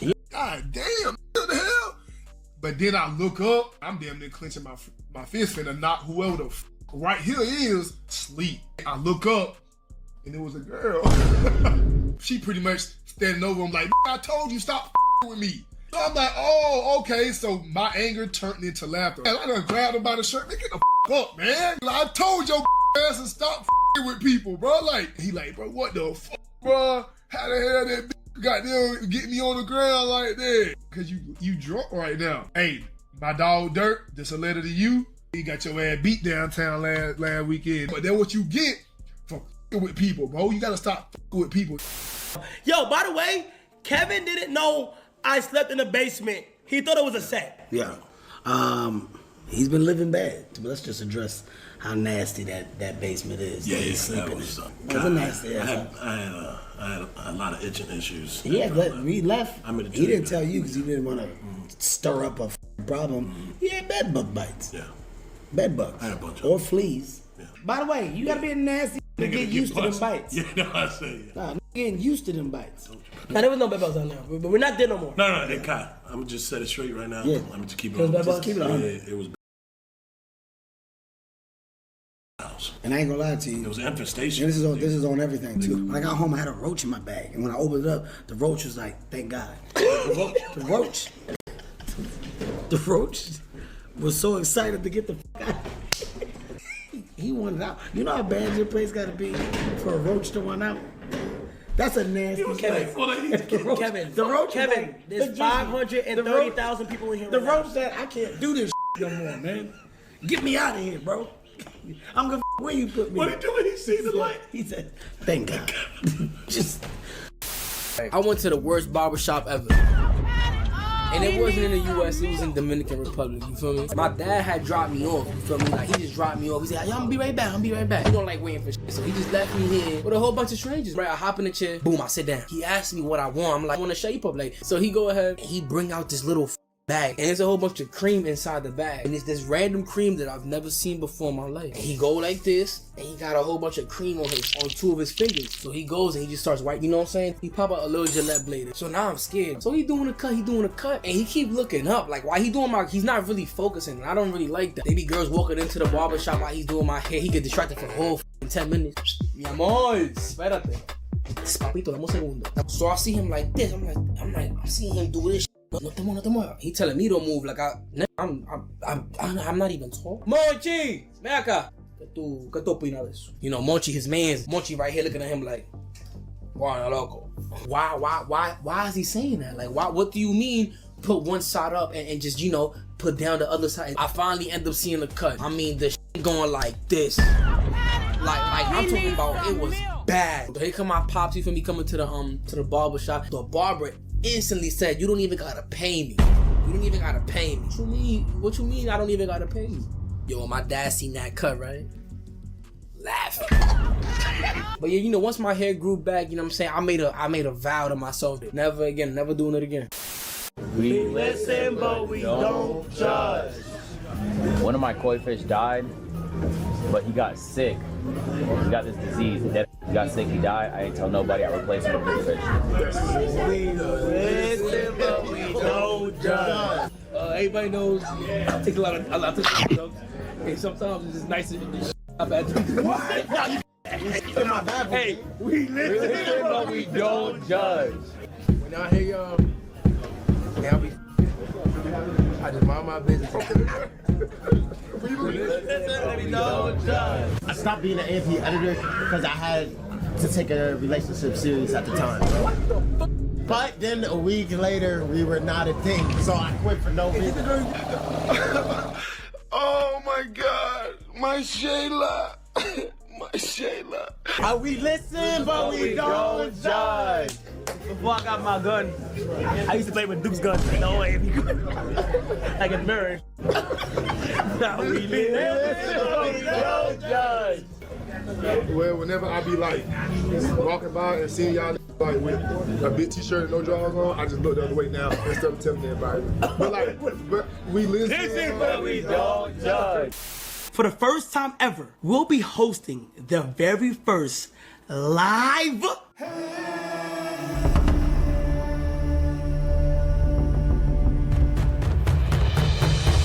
I've gathered 50 of the biggest YouTubers on the planet. Never before seen in YouTube history. 1 billion subscribers worth of YouTubers, and the rules are simple. Survive.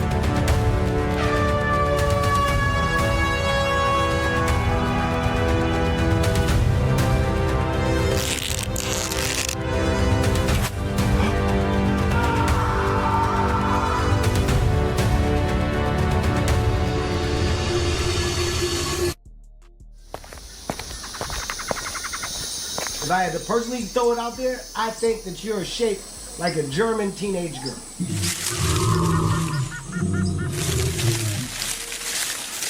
There's something, it's an animal or something in there.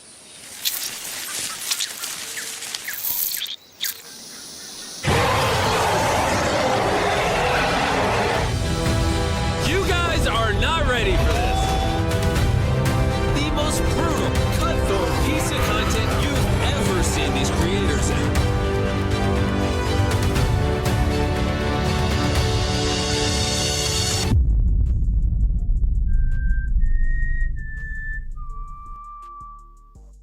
Do you think anybody will get married from you people that are doing shit? This set. No, cheap shit. Except bring me to Yes, people should marry you. Don't just do. Do you think anybody will get married from you people that are doing shit? This set. No, cheap shit. Except bring me to Yes, people should marry you. Don't just do shit and waste it. I don't do shit.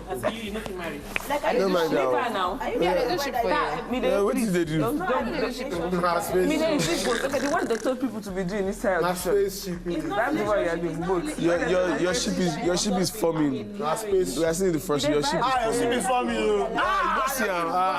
I'm afraid first.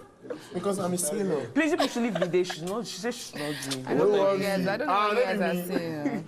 Don't worry. I don't worry.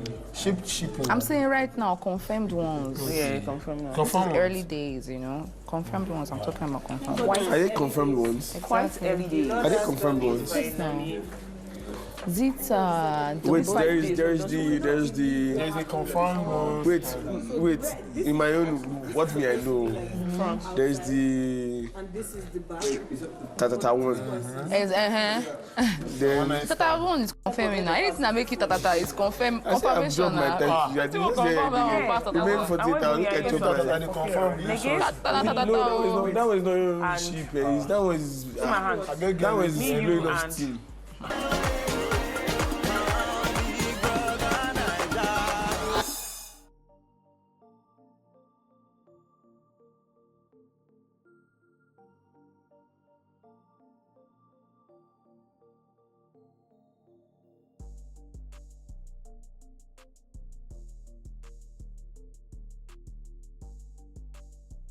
Doris, I'm not going to sit down here and act like I'm not mourning the friendship that I have with you, because I really genuinely like the friendship that I have with you. You're an intelligent woman, you're a smart woman, I see all the qualities of how great you are, like your personality is amazing.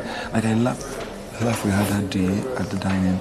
I've not laughed like that. It's like, I just thought it was more like how friends laugh in a way that is uncontrollable, and that's how I felt.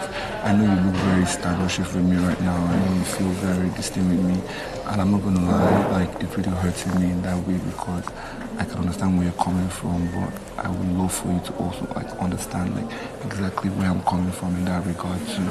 So first of all, when you say things like, oh, she's boring, or beauty with her brains, how is that a signal that you like someone? 1. 2, for me, I felt like you're a pussy ass nigga. You were threatened by Jason's strength, and you saw that he was coming on hard, and because you're a pussy, you couldn't go for her, so you decided, okay, you know what, let me just, because you cannot tell me that a best friend is somebody that, the way you carried me some days ago when I jumped at you. I'm coming, I'm getting somewhere. I don't want to look like a stupid person in the sense that you're making it seem as if, no, the signals you're giving, you do not know, or whatever. Maybe you did not, I don't care. Again, it just speaks to the fact that you might just be a dumbass nigga.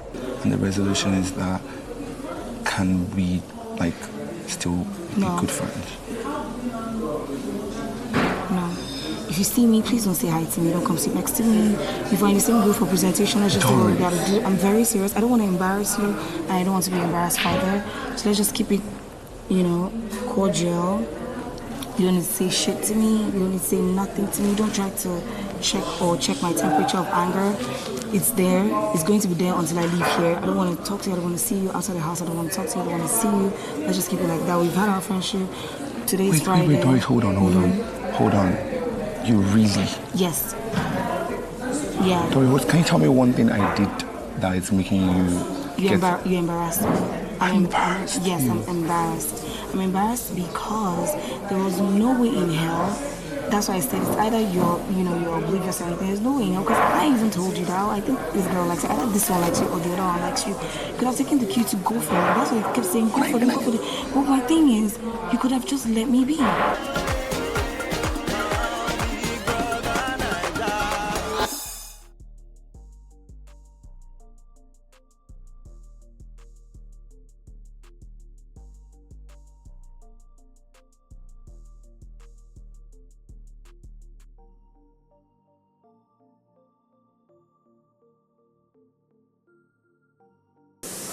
So, how do you know he likes you? How am I missing out on that? How am I missing out on that? I'm sure Kumi even knows. Be careful, sorry. The Tega likes me. Really? Little. Really? Yeah. See how things happen in this house already? You know, concern me. Do you know what I'm going to enjoy, Sabrina, honestly? What I'm going to enjoy? Let me tell you what I'm going to enjoy. Anytime I'm talking to anybody, you use the word police. You like it? I know ask you to Good question. Do you like him? I know ask you to this way. Before I say what I want to say, good question. Do you like him? Leave me over. My husband, they watch you. Do you like him, Sabrina? He's a good person. Him and Avatar are the two people that I remember from my audition. You didn't answer the question. Do you know what I'm going to enjoy, as I was saying? Yes, it's like a... Do you like him? I don't know what you're looking for, but I already answered for Isabel what I want. Answer the question. Do you like him? I will beat you. Do you like him? Scale of 1 to 10. I bet I stay with him. Is this shit on? He's my person. Do you like him? Answer the question. Oh, leave a stomach. I wasn't having a conversation with you. I just needed you for evidence. So anyways, but you called me. For what I need you for, don't finish now. In the court of law, when they need witness, after the witness don't do what the witness, the person's part is end of the story. The witness does not start asking different questions. This person, I feel like he's my person. Do you get? Yeah. In what sense? No, honestly, because before we even came out on the show, I was okay, it's like you guys already met. Yeah. And I told you and me together. And he told me when he came, he's like, I'm not capping, I'm not making lies because I have no reason to lie to you. Then since then, I've been thinking about you. Like I came here looking for you because I said it with confidence. You know what was cute? To me, I don't like him, but do you know what's cute? The height is cute. Yeah, I said it very confidently. I said, wow, see you in the house. And he said, wow, he has never seen somebody like, it was almost as if maybe I'm saying that my papa owned Big Brother and I'm the one that used to select people who are going there. Like he said, the way I said it was very serious. Like, he made him think a lot and say, you know what, I can't wait to see this girl again. That is so sweet. Even though I don't like his character and personality. But like I said, if I clash with anybody, it is organic. Thank you. Me. It is just going to be organic. We're going to talk, we're going to laugh. But if I lash out that minute about you, and what people don't understand is that even though he has that whoa and big, he's so silly. He likes you. Me, I love the height. The height is so cute. He's such a silly somebody says. Okay, I think this is not always like he's not a mean or proud guy. He's actually very soft. He's just that. I mean, how do you know? They're very soft.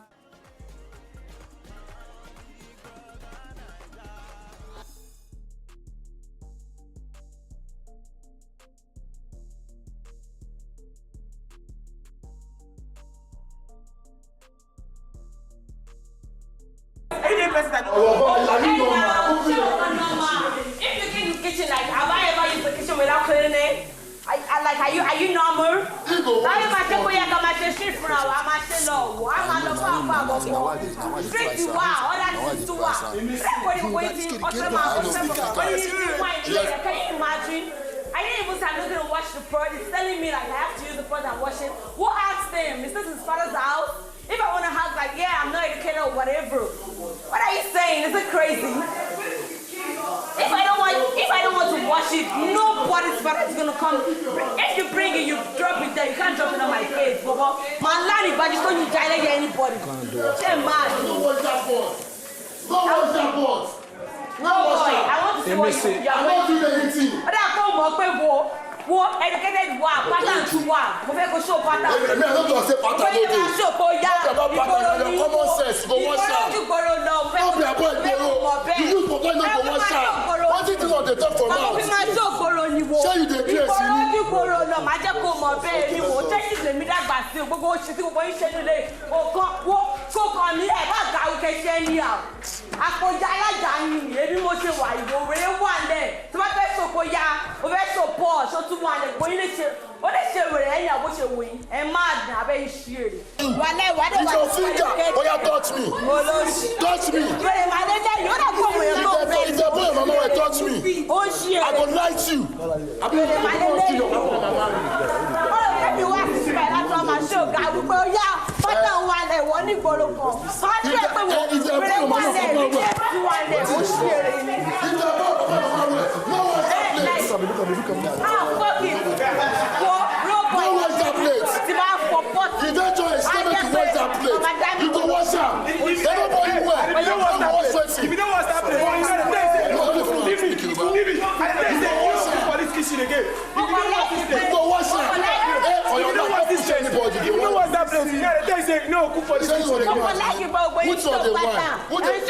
Which one? Leave it. But I can't be a guy sharing. Your papa said they share. We don't follow them like that.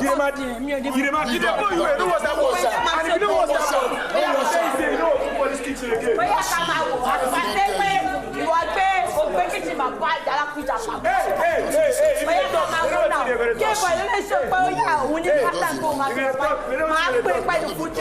I guess this time say, oh, she go beat the hell out of you.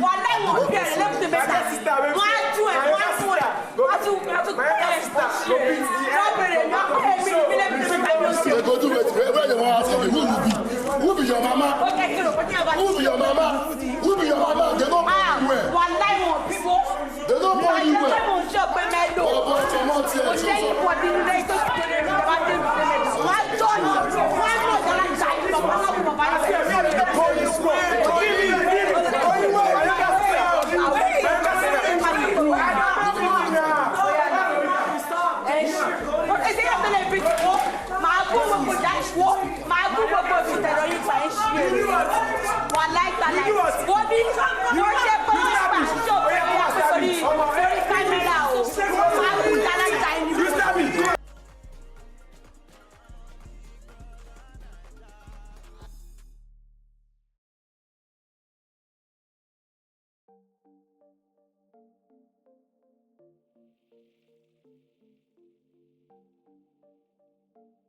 Please, Ortega, wait, sorry, Ortega, please. No, I mean, I won't call meet. I know they wait because I swear to God, I know they give anybody. Why? I rather throw him. Wait happen, why?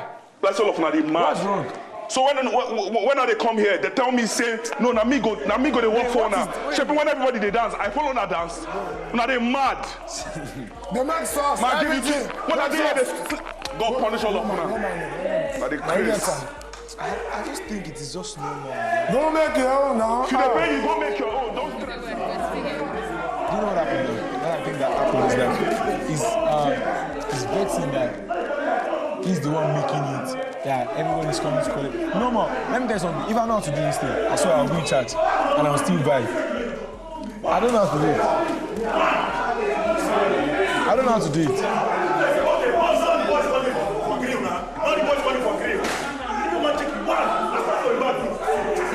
That's what I told you. I said, we trust you, and you know that you can. See, come on. See, Denari, see the chicken here.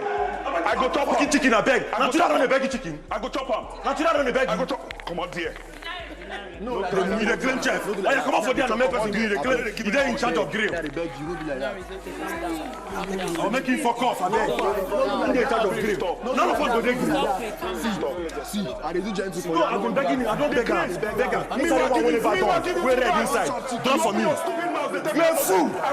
You're a fool. You not give me anything. You go switch up that thing when you give me. Are you a goat? You go switch up that thing when you give me. Biggie. You go switch up that thing when you give me. Biggie. No. Take go switch up that thing when you give me. Go switch up that thing when you give me. What's the do? Calm down. I dey beg this guy carry chicken. They go this guy from out. He dey crazy. Calm down. I don't understand. Guy, calm down. When you follow babe, bro. Oh yeah, come on for the grill. Come on for the grill. Come on for the grill. Why not now? Everybody go dey grill. I respect that machine. Like they like do this kind of thing.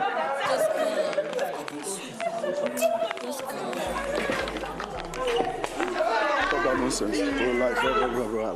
No, come out. I swear to God. I swear to God. If anything, I think only mean they do it for. I want to say you do it for men and two.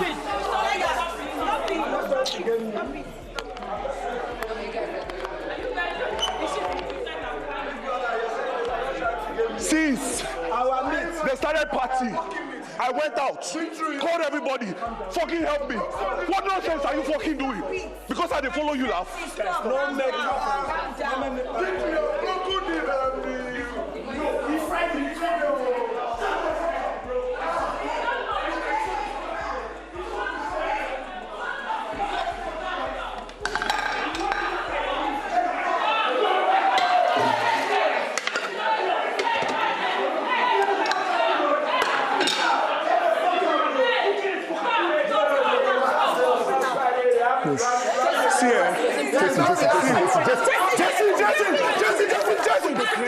Jesse. Now my fight, Jesse. Jesse, okay.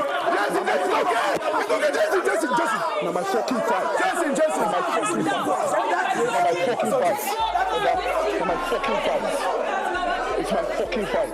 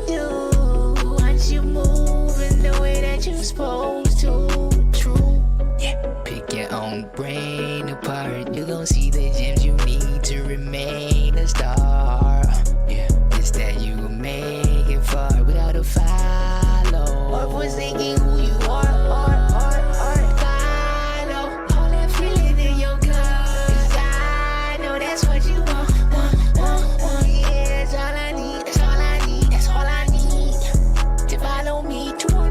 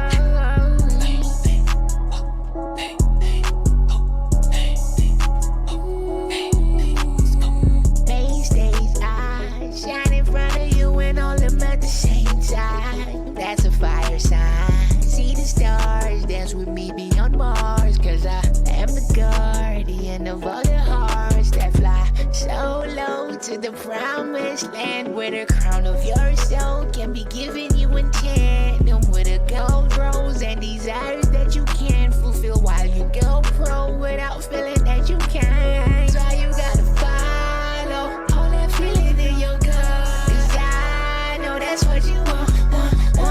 Yeah, it's all I need. That's all I need. That's all I need to follow me toward my dreams.